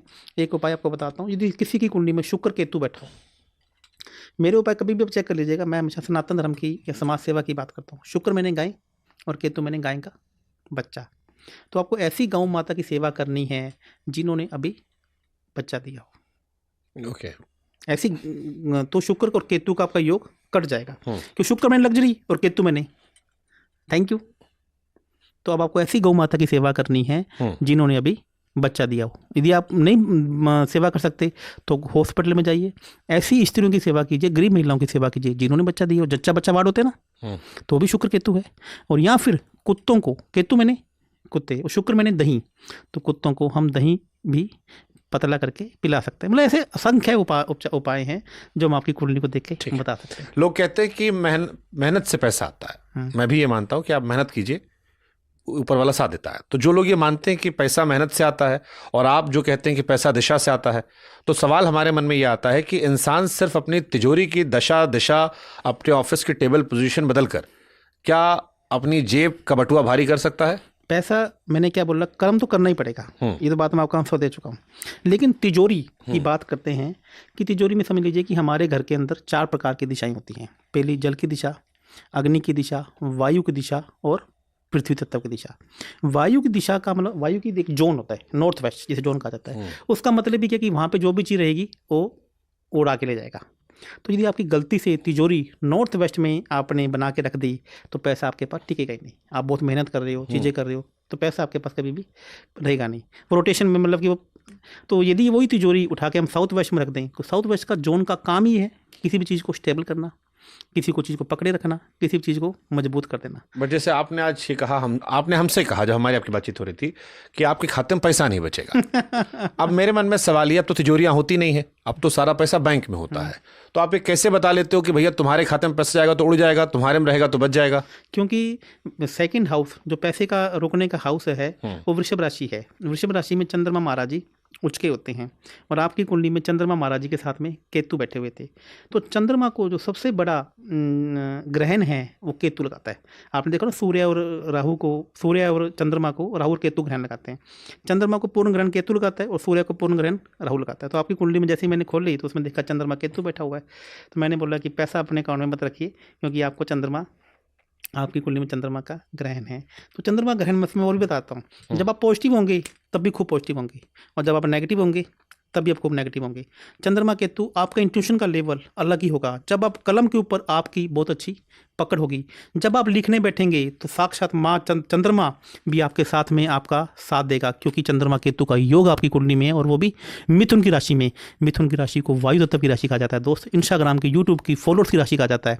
वो आपके 10th हाउस में बैठी हुई है। यदि आप मेरे पास आते हैं कि आपको कौन सा करियर चुनना है तो मैं आपको आंखें बंद करके कर देता है दोस्त। आपको लिखना भी खुद है, आपको काम भी खुद करना है। यदि आपने किसी की सुनना चालू कर दी, उस दिन आपसे समझ लेना कि आपका काम डाउन हो जाएगा। आपको अपनी चलानी है, आपको अपने मन की चलानी है, क्योंकि चंद्रमा केतु आपके 10th हाउस में, मिथुन की राशि में, पराक्रम की राशि में, साहस की राशि में बैठा है। जितना आप पराक्रम, साहस, फाइटर की राशि आपके 10th हाउस में बैठे, जितना आप दबंग तरीके से बोलेंगे, जितना आप लोगों फाइटर के तरीके से बोलेंगे, उतना आपका काम, जिस दिन आप सौम्य हो गए उस दिन आपका यूट्यूब आपको देखना पसंद नहीं करेंगे। बस यही एस्ट्रोलॉजी है, यही आपको बताती है। और मैंने बोला कि कोइंसिडेंटली आपने बोला कि हाँ मैं पैसे अपने अकाउंट में नहीं रखता हूँ, वो तभी बचते हैं। तो यही हम लोगों को गाइड करते हैं कि अपनी पत्नी को दे दो, अपनी माँ को दे दो, अपने बच्चों को दे दो, उसके अकाउंट में पैसा रख लो। तो आप ये कह रहे हो कि किसी व्यक्ति का 7वां 10वां घर देखकर आप बता सकते हो कि वो नौकरी में धक्का खाए या अपना स्टार्टअप शुरू करते हैं? 100%, इसमें तो कोई डाउट ही नहीं है। स्टार्टअप 5वां घर, 7वां बिजनेस, 6ठा घर नौकरी, 10वां घर आपका काम करने का तरीका। तो मतलब जो बच्चे आज किसी कंपनी में फंसे पड़े हो कि नौकरी छोड़ के अपना शुरू करें या नौकरी करते रहें क्योंकि रिस्क है, हाँ, वो अगर अपनी कुंडली दिखाएं तो आप बता सकते हो 100% बता सकते कि तुम्हारे लिए स्टार्टअप फायदेमंद होगा या तुम स्टार्टअप में डूब जाओगे नौकरी करते रहो। नौकरी करते रहो, इसमें तो कोई डाउट ही नहीं है। यही तो कुंडली बताती है कि अभी आपको 3 साल यहाँ अभी और नौकरी और करनी है, अभी 3 साल आपको स्टार्टअप नहीं शुरू करना है, अभी आपको अच्छे समय की शुरुआत कीजिए, अच्छे समय की वेट कीजिए, प्रतीक्षा कीजिए और अच्छे समय में मारिए तीर उठा के। मुहूर्त क्या है? मुहूर्त, जो मुहूर्त विज्ञान है वो यही तो है कि आपकी सही समय सही दिशा क्या है। हमारे पॉडकास्ट में कई सारे एस्ट्रोलॉजर आए, कई सारे ने हमारी शादी ब्याह का प्रेडिक्शन किया कि 26 में शादी हो जाएगी, निपट जाओगे। हमको उनकी बात सही होती नजर नहीं आ रही है। जुलाई तक यदि आपकी शादी नहीं हुई तो मुझे लगता है कि 6 महीने आपको और अभी वेट करना पड़ेगा, क्योंकि अभी आपकी मंगल की अंतर्दशा शुरू हो रही है, मंगल 6ठे घर में बैठा हुआ है। तो और मैं आपको आज भी एक बात और बताता हूँ सभी के माध्यम से, बता दें आपके बारे में। बताइए। आपकी शादी बहुत बड़े एक, जैसे आप एक अच्छी बड़ी पर्सनैलिटी स्टार हैं, उसी के साथ में होगी, क्योंकि 12वें घर में आपके शुक्र और सूर्य बैठा है। उनका भी नाम आपकी तरह देश विदेशों में होगा, वो भी एक स्टार होंगी, क्योंकि सूर्य के साथ में शुक्र बैठा हुआ है। और 7वें घर का स्वामी आपका 2nd हाउस में 12वें घर में बैठा हुआ है। हो सकता है कि आपकी शादी कहीं दूर जाकर हो, दिल्ली में लोकल ना होकर। वैसे तो गोंडा से देखा जाता है, आपका जन्म स्थान गोंडा है ना, तो गोंडा में दिल्ली भी दूर हो गया। ऐसी जगह जहाँ पे हो कि जहाँ पे संस्कृति चेंज हो जाए, जहाँ पे जाने में आपको समुद्र पार करना पड़े, वहाँ से आपका रिश्ता आएगा और वहीं आपकी शादी होगी। और वो जो आपकी फेम लड़की होगी उसका भी नेम एंड फेम आपकी तरह होगी। आज आपको सबके सामने ही इंप्रेशन करके जा रहा हूँ। हमारे अवध में कहावत कहते हैं कि नाव भैया मुड़ी में कई बार। एक आदमी बाल छिलवाने गया था तो कहा कितने बाल सिर में है, तो कहे अब छीलेंगे गिरेगा गिन लेना। तो जब होगा तो ताली आपकी, नहीं हुआ तो भी आपका। मैं कोई भी ऐसी प्रेडिक्शन कभी नहीं करता कि भारत आज जीतेगा या भारत हारेगा। ये पंचांग वाली, मैं कोई भी एस्ट्रोलॉजी, मैं कोई पंचांग देख के नहीं आया कि ये ऐसा होगा ये ऐसा होगा। हम जो भी बात करेंगे लॉजिक से करेंगे। आप मुझे भी प्रश्न पूछिए, मैं प्रश्न कुंडली बनाऊंगा। तो जैसे जो आंसर आएगा, जैसे हमको हमारे शादी के लक्षण नहीं लग रहे अभी, मुझे लग रहा है मैं काम में बहुत फोकस्ड हूँ। आपके हिसाब से कोई डेडलाइन? वो तो अभी एक कैलकुलेट करके मैं आपको बता दूंगा कि क्या डेडलाइन आपके इस समय शादी के योग बने हुए हैं। ये मैं आपको एक बार बताता हूँ शुभांकर जी, शादी के योग जिंदगी में ना 7-8 बार बनते हैं, कोई एक बार नहीं बनता है। उस समय में से कौन से समय में आप करना चाहते हो ये आप पे डिपेंड करता है। जैसे बच्चा होने के योग जिंदगी में 15 से 20 बार बनते हैं, उसी के बीच में आपको बच्चा होने के योग करना। आप देखो ना, एक समाज ऐसा है जिसके 15 से 20 बच्चे हैं, और एक समाज ऐसा जिसके 2 से 3 बच्चे हैं, और एक आज देखो, आज कोई कहता है मैं एक बच्चा नहीं करना चाहता। अब तो शादी नहीं कर रहे लोग, शादी नहीं करना चाहते, शादी नहीं कर रहे। वो कहते हैं भाई हर आदमी धोखा दे रहा है, हर आदमी चीट कर रहा है, हर आदमी मेंटल ब्लॉकेज ले रहा है, इससे अच्छा है अपना कमाओ खाओ जियो। हाँ, तो ये आपके योग हैं। आपकी शादी के योग भी ऐसा नहीं कि एक ही बार बनेंगे, 7 से 8 बार बनते हैं। कुछ लोगों के योग एक बार बनते हैं और नहीं दोबारा बनते, तो शादी नहीं होती जब तक आप उस देवी देवता को नहीं बनाते हैं। बिजनेस में अक्सर पार्टनर धोखा देते हैं, क्या पार्टनर चुनने से पहले भी उन्हें कुंडली मिलाना चाहिए किसके साथ आप काम कर रहे हो? 100% ऐसा हमें करना चाहिए। दूसरा कि आपको मैं आपको ये कहता हूँ कि अक्सर लोग मेरे पास एक्सपीरियंस करने आते हैं, लोग कहते हैं कि मेरे को फलाने एस्ट्रोलॉजर ने बोला कि तो पार्टनरशिप में काम मत करना। मैं कहता हूँ कि 100% जातक को पार्टनरशिप में काम करना चाहिए। आप किसी के पास नौकरी करते हो, आपका एसोसिएशन है, पार्टनरशिप है। आप किसी के साथ शादी करते हो तो आपकी पार्टनरशिप है। एक आदमी 2 आदमी जब मिलकर काम करेंगे तो 2 आदमी का भाग्य काम करेगा। लेकिन वो व्यक्ति आपके भाग्य के घर में बैठा हुआ है कि नहीं बैठा हुआ है, ये जरूर हमें चेक कर लेना चाहिए। और यदि कुछ आपने काम भी कर लिया और गलती से कुछ ऐसी चीज़ें हो भी गई हैं तो हम भगवान को जाकर उनका जो प्रसाद है उनको दे सकते हैं, भैया ये ले लो और ये हमारी पार्टनरशिप चलाओ। कोई आदमी कंपनी खोला हो तो उस कंपनी में कौन कौन सी चीज़ें हैं जिनका ध्यान रखना चाहिए, एस्ट्रोलॉजर से कंसल्ट करना चाहिए? जैसे लोगो हो गया, ऑफिस कैबिन हो गया, कौन कौन सी चीज़ें कंसल्ट करनी चाहिए जो बाद में नुकसान ना करें? देखिए, अभी मैंने बोला कि यदि हम वास्तु की मैं बात करता हूँ, यदि मैं जन्म तिथि से वास्तु करता हूँ, इसमें हमारा 11वां भाव इच्छा पूर्ति का भाव होता है। 11वें भाव की जो राशि है उस दिशा में यदि आप बैठकर काम करते हैं तो ये मान के चलिए कि आपको कम मेहनत से ज़्यादा सफलता मिलेगी। जैसे मैं आपको बताता हूँ, आपके 11वें घर में 4 नंबर कर्क राशि बैठी है, तो यानी कि आपको नॉर्थ ईस्ट दिशा में यदि आप बैठकर काम करते हैं, वहाँ पे बैठ कर लिखते हैं तो आपके विचार जल्दी आएंगे। और यदि आपने अपनी कुंडली के 8वें भाव में बैठ गए तो इसका मतलब है कि आपका काम मन में काम में मन नहीं लगेगा। ऐसी 2nd हाउस होता है, वहाँ पर यदि आप अपना पैसा रखते हैं, मैंने बोला ना, 7वां घर किसका है? सेविंग का है। तीसरा घर आपका नेम एंड फेम का है। यदि आप अपनी कंपनी का लोगो, कंपनी का ब्रांड, अपनी फ़ोटो, फुल फ़ोटो, यदि आप 3rd हाउस में जो आपका दिशा है वहाँ पे लगा देते हैं, क्योंकि उसका काम यही है कि आपको नेम एंड फेम दिलाना, उस दिशा का काम यही है आपको चीज़ों को कर देना। तो यदि आप अपनी जन्म तिथि के अकॉर्डिंग वास्तु करते हैं, और वास्तु के जन्म दोनों चीज़ों को, पहले दोनों का पैरामीटर अलग अलग है, लेकिन हम दोनों को फॉलो करते हुए चीज़ें करते हैं, तो इसका मतलब नेचर के साथ में अलाइन हो गए। तो इसका मतलब ये नहीं कि परेशानी नहीं आएंगी, आएंगी तो कम आएंगी, और भाग्य जब साथ देगा तो जो एक हो, एक और एक क्या हो जाएंगे, आप 11 हो जाएंगे। आप दुनिया का भी एस्ट्रोलॉजी देखते हो? जैसे दुनिया मतलब ईरान और अमेरिका में युद्ध चल रहा है, तो इस पे भी नज़र रखते हो? हाँ बिल्कुल रखते हैं। ये तो आपको मुझसे प्रश्न पूछना है। अभी जो आप मुझसे प्रश्न पूछोगे, इस समय आपने प्रश्न पूछा कि ईरान का क्या होगा, अमेरिका का क्या होगा, तो हम प्रश्न देख के बता सकते हैं कि जिसके संदर्भ में क्या क्वेश्चन है, तो बता सकते हैं। चलो मैं ये सवाल पूछता हूँ, ईरान अमेरिका शांत होने का नाम नहीं ले रहे, क्या मैं अपने जीवन काल में परमाणु युद्ध देखूंगा? देखिए, परमाणु की मैं बात करता हूँ तो न्यूक्लियर जिसे कहा जाता है, वो बेसिकली मंगल और राहु से देखा जाता है। अभी जो मीन राशि में शनि के ऊपर से मंगल और सूर्य दोनों गोचर करें, तो स्थिति अभी अनप्रडिक्टेबल है। मंगल क्या है? अनप्रडिक्टेबल काम करता है। तो अभी 1 महीना कुछ भी होने की स्थिति में चीज़ें हैं, और यदि 1 महीना निकल गया, तब तक सूर्य भी अपनी राशि चेंज कर देगा, तब तक मंगल भी अपनी राशि चेंज कर देगा, तो विषम में आपको शांति होती दिखेगी। तो जो 1 महीना है जिसमें मंगल, सूर्य और शनि एक साथ में बैठे हुए हैं, तो ये स्थिति भयानक है, क्योंकि सब कुछ मैंने क्या बोला, कहाँ से होना है? मन से होना है, और इस समय मन की स्थिति बिल्कुल भी अच्छी। अब मन से हमको मोदी जी याद आ गए, मन की बात करते हुए। देश में चुनाव आने वाले हैं, इस देश में राजनेताओं को लेकर भविष्यवाणियां बहुत सारी होती हैं। अक्सर लोगों की दिलचस्पी भी होती है कि मोदी जी और राहुल जी की लड़ाई में कभी राहुल जी मोदी जी से पार पाएंगे? कभी नहीं, कभी नहीं, कभी नहीं। राहुल गांधी के योग में प्रधानमंत्री होना लिखा? कभी नहीं। कैसे? अभी तो उनकी उम्र बाकी है, हमेशा थोड़ी ना बीजेपी रहेगी। देखिए, पहले तो अभी ना मेरे पास लैपटॉप नहीं है, लैपटॉप बाहर है, उसमें हमने राहुल गांधी जी की भी एक कुंडली बना रखी है, और मोदी जी की भी कुंडली है, अमित शाह जी की भी कुंडली है। आप जिस भी सीएम का नाम लेंगे, मैंने जैसे आपको ऑफ द रिकॉर्ड बताया भी था कि आज भारत के तकरीबन मैं 400 से 500 एमएलए की बात करता हूँ, अलग अलग स्टेट से, तो हमारे पास हमारे से जो जुड़े हुए हैं। यदि मैं IAS IPS की बात करता हूँ, तो सबसे ज़्यादा इंडिया के यदि जुड़े हुए हैं तो हमारे से जुड़े हुए हैं। खिलाड़ी की बात करता हूँ, आज IPL में मैक्सिमम खिलाड़ी हमारे खेल रहे हैं। IPL के प्लेयर भी आपसे कुंडली दिखवाते हैं? मैं किसी का नाम नहीं लूँगा ऑन द कैमरा, क्योंकि जो ये मेरा पर्सनल एक्सपीरियंस रहा है कि बड़ा आदमी वो आपसे जुड़ना चाहता है। चलो हमको नाम मत बताना, किस टीम में खिलाड़ी आपसे जुड़े हुए हैं? कौन सी टीम में नहीं है? कौन से सबसे सारा किस टीम के जुड़े हैं आपसे? खिलाड़ी जुड़े हुए हैं। हाँ, किस अलग अलग खिलाड़ी में अभी राजस्थान रॉयल्स के 2-3 खिलाड़ी हैं, रॉयल चैलेंजर्स में भी हैं, RCB के प्लेयर भी आपके पास? RCB, गुजरात टाइटन के भी हैं, मुंबई इंडियन के भी हैं।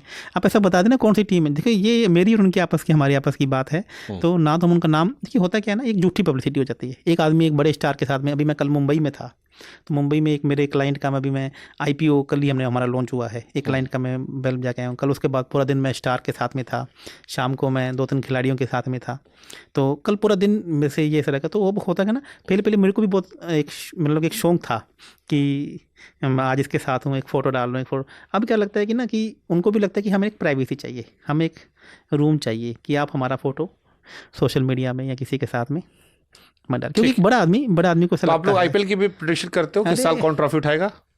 मैं इस झूठी तारीफ में नहीं बनना चाहता। अब मैं ये चाहता हूँ कि आप ये एक मज़े लेने वाली एस्ट्रोलॉजी है। आपकी प्रेडिक्शन सही होगी, आपने 10 प्रेडिक्शन की, 5 सही होगी तो आप छा गए, नहीं हुई तो आप कह दोगे भैया एक गलती भी हो सकती है। मैं चाहता हूँ कि आप मेरे पास आए, आप उनसे प्रश्न पूछिए ना कि ये टीम जीतेगी कि नहीं जीतेगी, मैं बताऊंगा कि ये टीम जीतेगी। चलो मैं आपसे स्पेसिफिक पूछता हूँ, क्रिकेट छोड़ते हैं, थोड़ा साइड रखते हैं। आपने कहा आपने अमित शाह जी की कुंडली बनाई है, क्या अमित शाह जी की कुंडली में प्रधानमंत्री बनने का योग है? बहुत कम। उनके अंदर किंग मेकर का एक बहुत अच्छा रोल है। उनकी कुंडली में भी 2 ग्रह मंगल और सूर्य उनके नीच के बैठे हुए हैं, यानी कि उन्हें, मैंने कहा था ना कि उनकी जो मानसिकता है वो एक उग्र मानसिकता है, तो वो प्रधानमंत्री बना सकते हैं, किसी को राष्ट्राध्यक्ष बना सकते हैं। खुद उनकी कुंडली में ये योग थोड़े से कम है। योगी आदित्यनाथ की कुंडली में, योगी आदित्यनाथ जी की यदि मैं बात करता हूँ तो मुझे ऐसा लगता है कि जो प्रधानमंत्री बनने की उनकी कुंडली में भी योग कम है। कम है? बहुत कम है। अच्छा, हमको लगा आप कहने वाले हो कि है। नहीं, बहुत कम है। वो अच्छे एक मुख्यमंत्री हैं। तो देखिए, इसमें ना 2 तरीके की कुंडली होती है। एक होता है सुप्रीम पावर चंद्रमा, और एक होता है चंद्रमा से सूर्य के बाद चंद्रमा। तो उनका जो सेकंड नंबर तक का जो पद है ना, वहाँ तक पहुँचने के उनके योग बहुत अच्छे हैं, और लीडर बनने के योग में कहीं ना कहीं उनके साथ में परेशानी है। ओके। और आपने क्या क्या प्रोडिक्शन किया? बॉलीवुड में एक्टर्स भी देखते हो, करते हो? क्योंकि ये सब बड़े वायरल सवाल होते हैं जो वायरल चलते हैं। आज आपको एक बात बताता हूँ कि आज इंडस्ट्री के सबसे ज़्यादा एक्ट्रेस, मैं बताता रहा हूँ, कल मैं 3 से 4 एक्ट्रेस के साथ में था, तो हमने उनको बताया बहुत सारे लोगों के पास पिछले 2-3 सालों से उनको ब्रेक नहीं मिल रहा था, तो आज उनके सीरियल भी आ रहे हैं, आज उनके नाटक भी आ रहे हैं, आज उनको फिल्म इंडस्ट्री में काम भी मिल गया है। मेरे 1 से 2 क्लाइंट हैं, वो बिग बॉस में भी उनको एंट्री अभी मिली थी, लेकिन मैं उनको पहले कहा था बिग बॉस जीतने की उम्मीद, उनका बाद में उन्होंने करके, तो मैं मुझे लगता है कि उम्मीद अभी थोड़ी सी कम है कि अब जीत नहीं पाएंगे, लेकिन बिग बॉस में आपको एक अच्छी चीज़ एंट्री मिल सकती है। तो इसमें कोई डाउट नहीं है कि मैं आपको फिर कह रहा हूँ, एस्ट्रोलॉजी में आप ना ऐसी एक्सपेक्टेशन मत कीजिए कि ये आपको क्या बना देगी, राजा तक पहुंचने में आपकी मदद कर सकती है। अब आप एक मुख्यमंत्री जी मेरे पास आए, मैं किसी का नाम लूँगा, मैं बहुत बड़े पद की बात कर रहा हूँ, तो मुझे बोला कि चार्य जी मुझे प्रधानमंत्री बना दो, बहुत बड़ी बात कर रहा हूँ। मैंने कहा देखिए इस प्रकार की एस्ट्रोलॉजी मैं नहीं करता हूँ, और ना ही आप मेरे से इस प्रकार की एक्सपेक्टेशन आप पर रखें। आप आज की आपकी जो समस्या है उसको हम दूर करने में आपकी मदद कर सकते हैं, अनएक्सपेक्टेड चीज़ों में मैं आपकी कोई भी मदद नहीं कर सकता। ओके। अगर किसी व्यक्ति की कुंडली में अकाल मृत्यु लिखी हो, क्या वो टाली जा सकती है? 100% टाली जा सकती है। शमशान के देवता कौन है? शंकर जी, भगवान शिव। उनके पास बड़ी से बड़ी समस्या को टालने के मतलब कि शिव से ऊपर तो कोई नहीं है। और आपको एक बात और बता देता हूँ, यदि आपने अकाल मृत्यु के बारे में कही, आज भगवान शिव 2 तरीके से पूजे जाते हैं, एक निराकार रूप में और एक साकार रूप में। भगवान शिव को ये वरदान है, यदि आपको साकार रूप में पूजा जाएगा, यदि आपकी मूर्ति पूजा होगी, और सिर्फ कहाँ होगी? शमशान में होगी।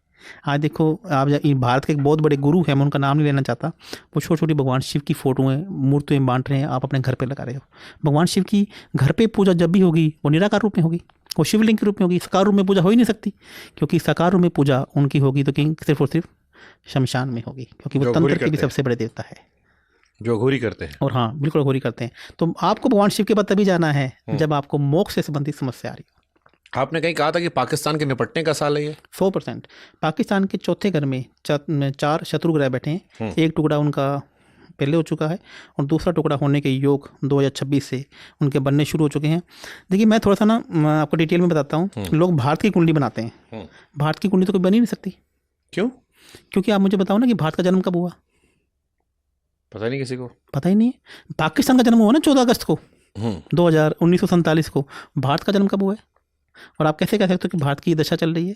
तो इसका मतलब तो ये हो गया कि आपने भारत की दशा कुंडली बना ली 15 अगस्त 1947 को, तो पाकिस्तान हमसे बड़ा हो गया।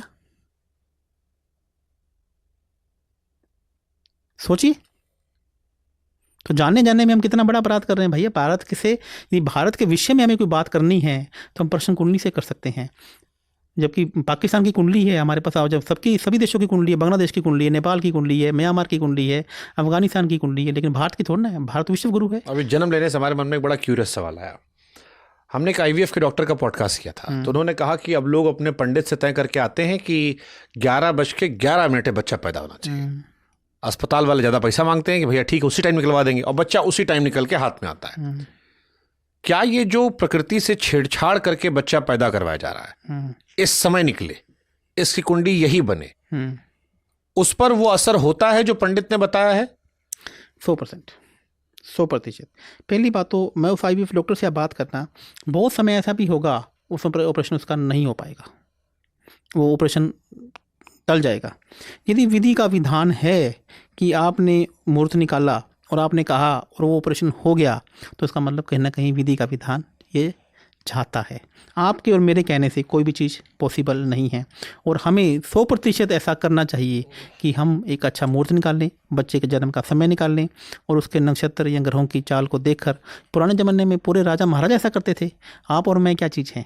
तो ये हमारे ही रीति रिवाज है, हमारी चीज़ें हैं, जिसमें कहा जाता है कि बच्चे को जन्म से पहले बच्चे को जन्म कब देना है, अच्छा मुहूर्त कब है, ऐसा करना चाहिए। बट ठीक है, प्रकृति से खिलवाड़ नहीं है? क्यों खिलवाड़ है?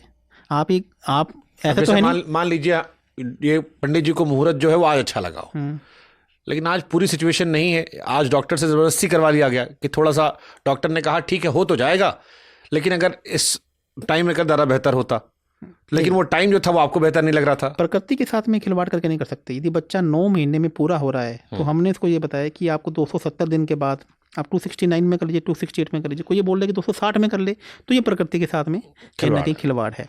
आप उसमें समय में 1-2 दिन आगे पीछे कर सकते हैं, सुबह शाम का समय बता सकते हैं, आप लग्न बना सकते हैं, कुंडली बना सकते हैं, इसमें कहीं कोई अपराध नहीं है। ओके। क्या बिना शादी के रहने से हमारी कुंडली के पितर नाराज होते हैं, लिव इन रिलेशनशिप, और इसका असर आने वाली पीढ़ियों पर पड़ता है? 100%।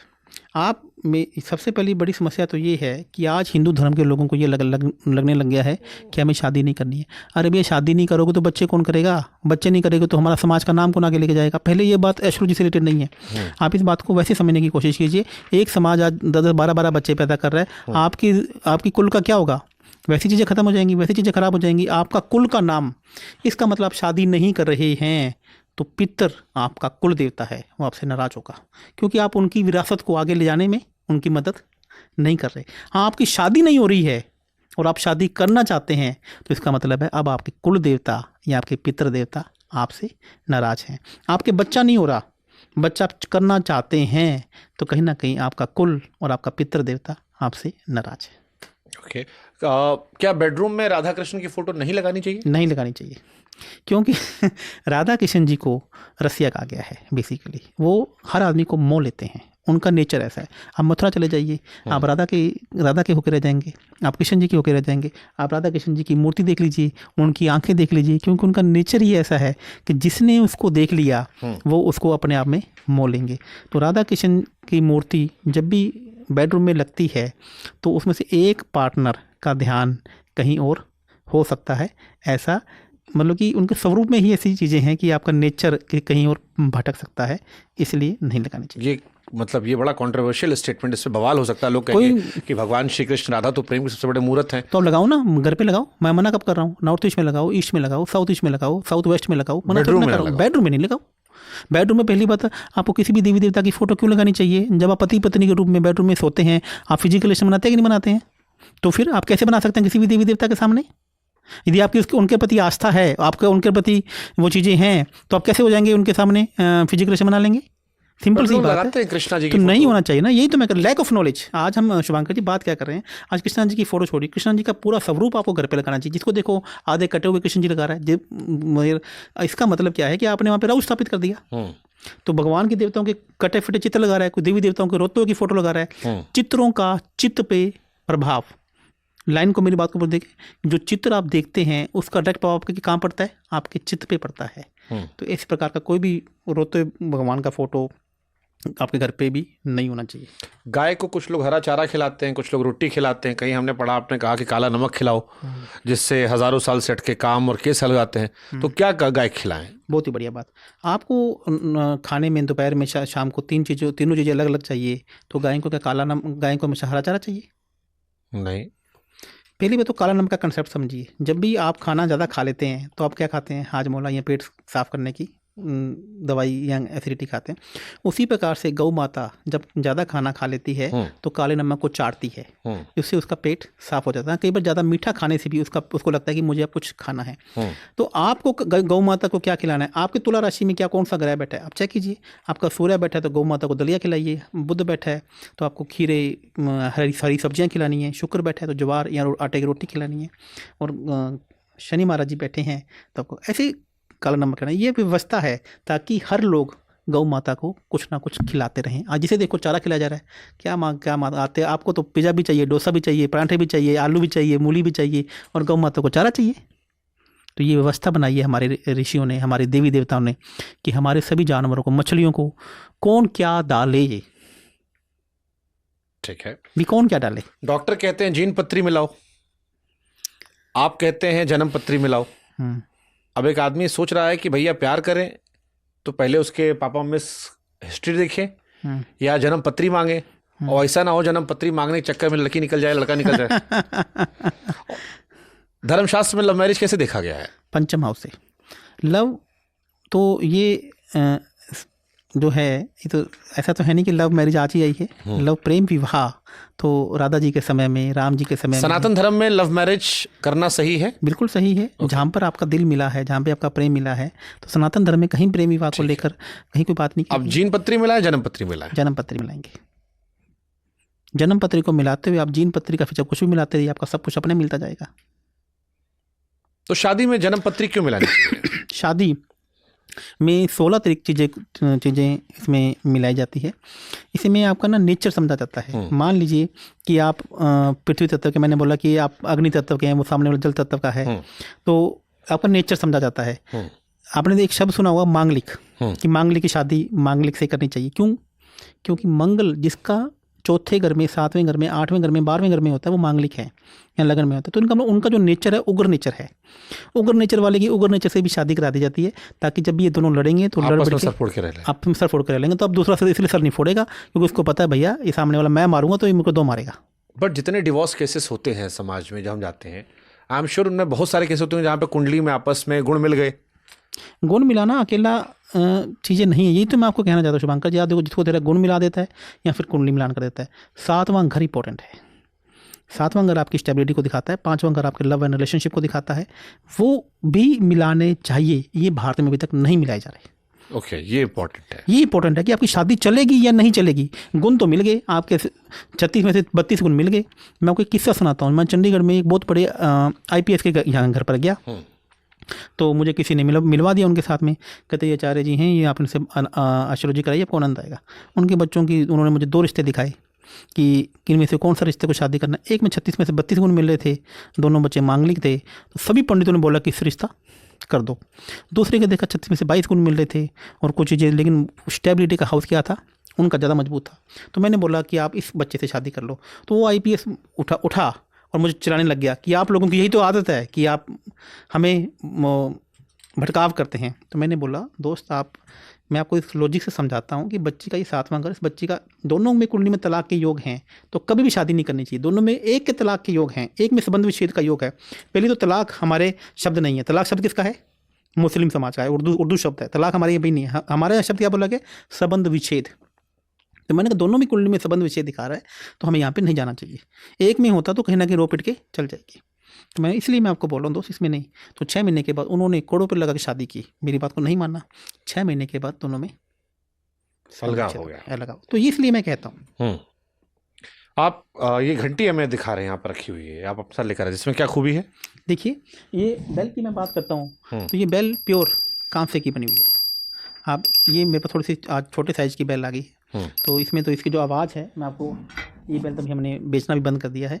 आप भगवान की पूजा करते हैं। जब आप भगवान की पूजा करते हैं, वो किसका है? साधक का। आप किसको पूजा कर रहे हैं? भगवान। तो वो क्या है? साध्य है।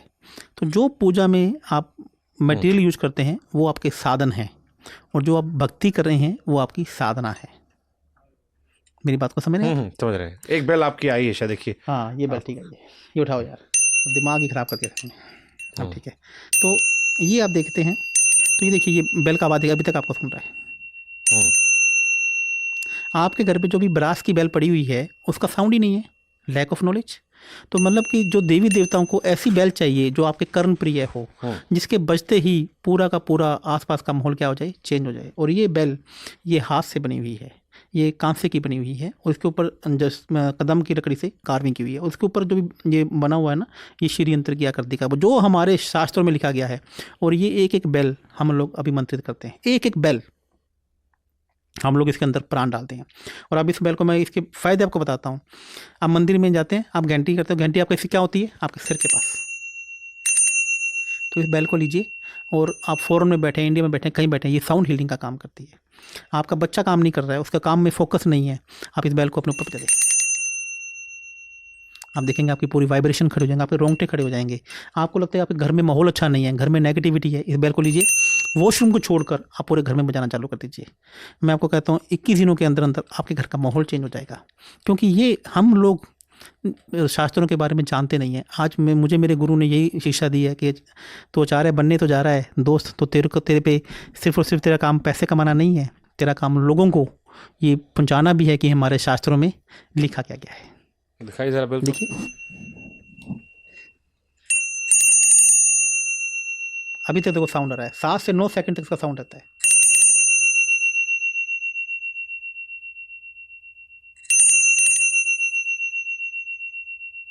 हीलिंग में तो अच्छा है। अरे तो यही तो है, काम है ये।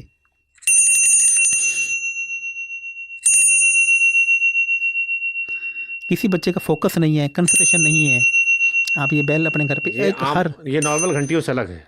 नॉर्मल घंटी तो ब्रास की है ना, उसमें आवाज़ ही नहीं है, उसमें साउंड ही नहीं है। Lack of knowledge. लगभग 6-7 सेकंड तक तो आ रही है। 7 सेकंड आप गिन के रखिए। अभी एक बार बजाइए, दोबारा बजाइए। पंखा शांत हो जाए पहले। 1 2 3 4 5 6 7 8 9। लगभग हाँ 8-9 सेकंड तक। 8-9 सेकंड तक आपको उसको ध्वनि देनी है। क्या क्या प्रोडक्ट्स आप लोग रिकमेंड करते हैं कि इंसान को रखना चाहिए अपने घरों में? देखिए इसके अंदर हमने एक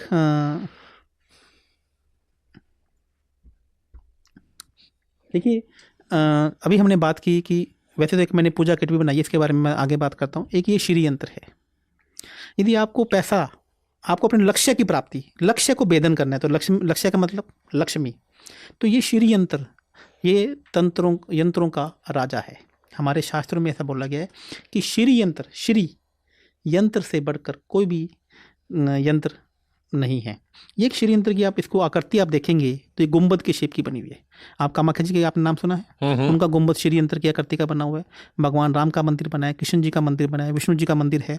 कोई भी मंदिर आप देख लीजिए वो श्री यंत्र की आकृति में ही बने हुए हैं। मतलब कि ये एनर्जी को सोर्स करने का काम करता है। और ये जो श्री यंत्र है ये प्योर क्रिस्टल का बना हुआ। आप देखिए इसमें एक भी जाल आपको नहीं दिखेगा। देखिए आप, दिख रहा है मुझे पीछे एक बिल्कुल क्रिस्टल क्लियर। तो ये हमने ये पहले इसके अंदर महाकाली, महालक्ष्मी और महासरस्वती का वास है श्री यंत्र के अंदर, ऐसा हमारे शास्त्रों में लिखा गया है। महालक्ष्मी का क्या काम है? आपको लक्ष्य की तरफ आपको लेके जाना। महासरस्वती आपकी बुद्धि, विवेक आपके अंदर जागृत करना। और महाकाली यानी कि आपको तंत्र से, ब्लैक मैजिक से या नेगेटिव चीज़ों से आपको बचा के आपकी रक्षा करना। तो यदि आप इस श्री यंत्र को अपने घर के मध्य में, सेंटर में आप लगा देते, क्योंकि एक एक श्री यंत्र ये हाथ से बना हुआ है। आप मुझे बोलेंगे ना कि इसी प्रकार का एक श्री यंत्र आचार्य जी मेरे को 100 पीसेस हो, मैं आपको नहीं दे पाऊंगा। तो ये आप लोग खुद हाथ से बनाते हैं? ये मेरे वर्कर्स हैं जिस पे हमने तो उसको अपने हाथ से बनाते हैं, मशीन से नहीं बनाओ। क्योंकि सेम मशीन से बना होगा तो मैं एक साइज़ का आपको 1000 पीस दे दूंगा। और ये एक साल में आप इसे देखेंगे तो इसको मैं मैक्सिमम से मैक्सिमम, यदि मैं पूरे की पूरे लोगों को भी लगा दूंगा तो मैं 400 से 500 पीस से ऊपर नहीं बना पाऊंगा। इसकी मेरी वेटिंग है अभी तकरीबन 1.5 से 2 महीना अभी इसकी वेटिंग रहती है। तो ये श्री यंत्र, इसको आपको कुमकुम से आपको इसका अभिषेक करना है रोज़। और आप इसको जब भी ऑफिस में जाएँ तो आप इसको इस तरीके से, आप मेरे को पोजीशन देख रहे हैं, आप इस तरीके से करके जाएं।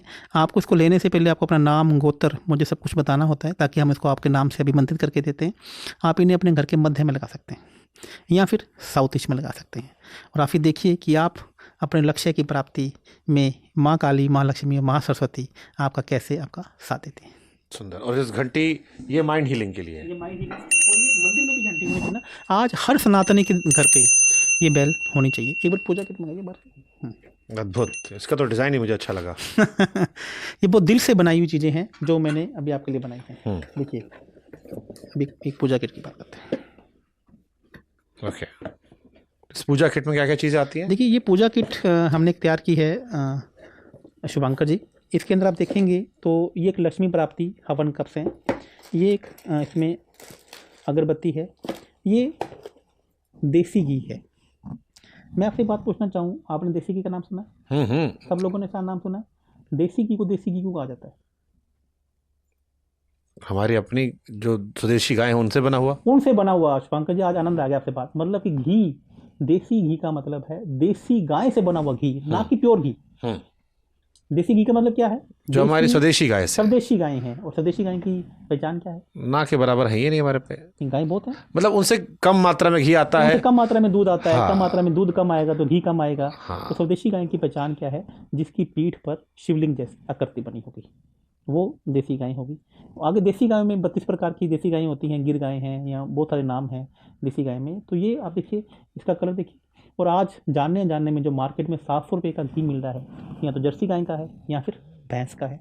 आपको मालूम है कि भैंस का दूध या भैंस का जो देसी घी है वो तंत्र क्रिया में प्रयोग होता है। तो आप अपने घर में देवी देवताओं को यूज नहीं कर सकते, क्योंकि भैंस किसका वाहन है?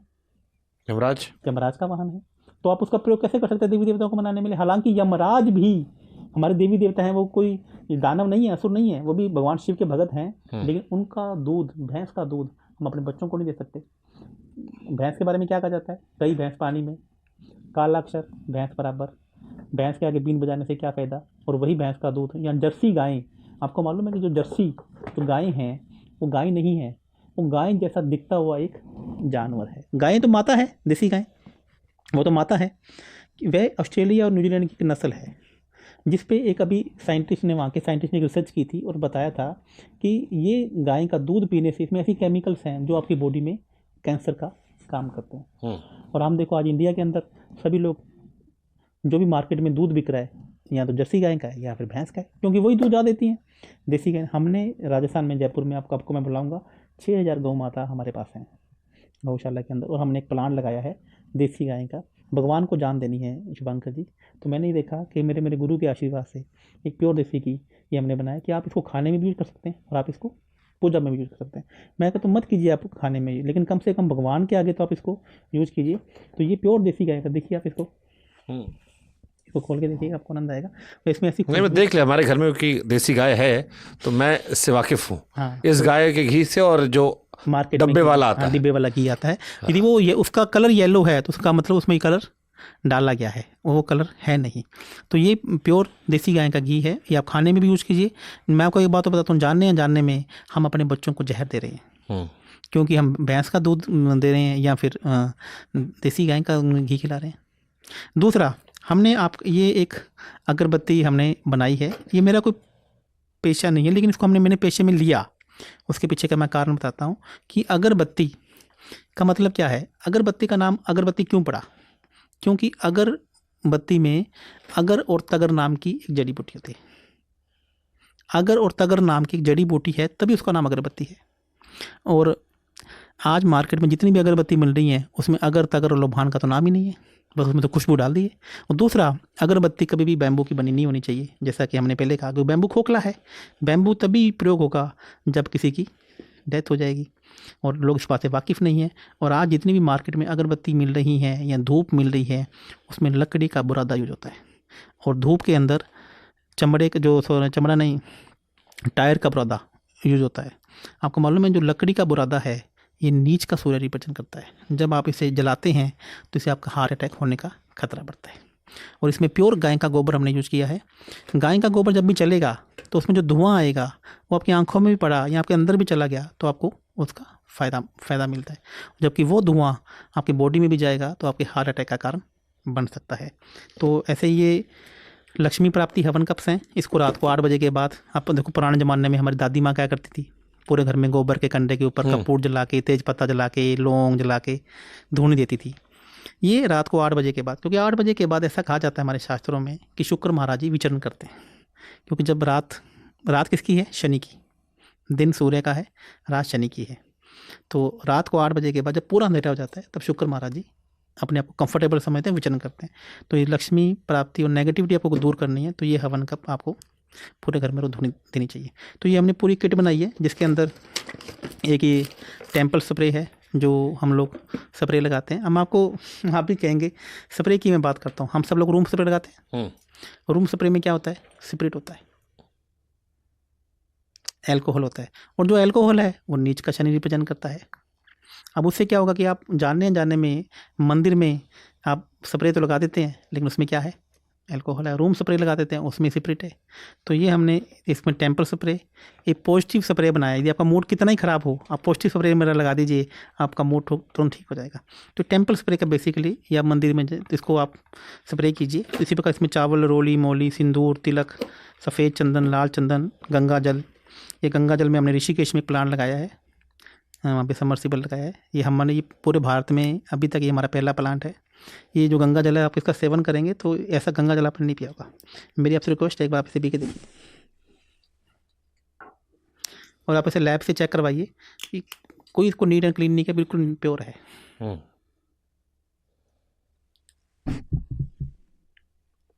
कुछ अलग है कि नहीं? अद्भुत। ये प्योर गंगा जी, इसके ऋषिकेश में हमने इसका प्लान लगाया है। तो मेरे आपसे एक ही बात है, कहने का मतलब है कि पूजा, मेरा मतलब एक ही है कि हम लोग एक जो ये पूजा आज जो देवी देवता हमारे पास रहते हैं शुभांकर जी, ये आतिथ्य के रूप में रहते हैं। तो आज हम लोग चाहते तो हैं कि मैं आपके पास जाऊं या मुझे मेरे पास आएँ तो मैं आपका 5 स्टार होटल में वेलकम करूं, सब कुछ अच्छे से खाना खिलाऊं, अच्छी चीज़ें खिलाऊं, और आप भी घर पे अपने देवी देवताओं को अच्छे से मनाना चाहते हैं, उनकी अच्छे से पूजा करना चाहते हैं, लेकिन हमको पता नहीं। आप मुझे बताइए कि आप नहीं चाहते कि मैं घर पे अच्छे से पूजा करूं? बिल्कुल चाहते आप बेस्ट से बेस्ट सामान लेकर आते हैं मार्केट से, जो अच्छे से अच्छा मिलता है। लोगों को मैंने देखा 5-5 हज़ार रुपये की अगरबत्ती लेकर आते हैं, लेकिन है वो बैम्बू वाली, क्योंकि लोगों को तो ये तो लग रहा है कि वो मुझे प्योर चाहिए। जिनको आपसे मंगाना हो कैसे संपर्क करें आपसे? मेरी एक वेबसाइट है lifechangingastro.com, तो वहाँ पे जितने भी ये प्रोडक्ट्स हैं ये हमने वहाँ पे रखे हुए हैं। ठीक है, हम इसका मेंशन कर देंगे ताकि जिन्हें आपसे संपर्क करना हो वो आपसे कर लें। और इस पॉजिटिव साउंड के साथ ही इस पॉडकास्ट का भी हम समापन करना चाहेंगे। अद्भुत है, लेकिन घंटी तो लेना चाहिए मुझे लगता है सबको। ये आपके लिए मैं सारा सामान मैं आपके लिए लेकर आया हूँ, आप इसे यूज़ कीजिए। लेना नहीं लेना ये आपके सबके लोगों के विवेक पे डिपेंड करता है। मैंने अपने मन की बात रखी, मैं चाहता हूँ। और दूसरी मैं आपको एक बात बताता हूँ शुभांकर जी, जितना भी पैसा मैं कमाता हूँ या मैं अर्निंग करता हूँ, उसमें से हम 12 आश्रमों में हर महीने हमारा खाना जाता है। अद्भुत। 6000 गऊ को हम सेवा करते हैं, तो हम खुद भी करते हैं, लोगों से भी करवाते हैं। तो मतलब मेरी इनकम का एक बहुत बड़ा पैसा कहीं ना कहीं अपना समाज सेवा में सेविंग अकाउंट मजबूत कर रहे हैं। तो मैं चाहता हूँ कि यदि कोई हमसे हमारे साथ जुड़ता भी है तो कहीं ना कहीं उसका भी सेविंग अकाउंट मजबूत हो रहा है। अद्भुत अद्भुत और कमाल की चीज़ है ये। इसी के साथ आपका बहुत बहुत शुक्रिया, और उम्मीद करते हैं कि जो हमने आपने चर्चा की उसका सार्थक लाभ लोगों को मिलेगा। बाकी लोग आपसे जुड़े, आप अच्छा नेक कार्य कर रहे हैं, यूं ही करते रहें। अपना सेविंग स्टॉक मजबूत कीजिए और जागरूकता के जरिए बाकी लोगों को प्रेरणा दीजिए ताकि वो भी अपने सेविंग्स को और मजबूत कर सकें। जी शुक्रिया, प्रणाम।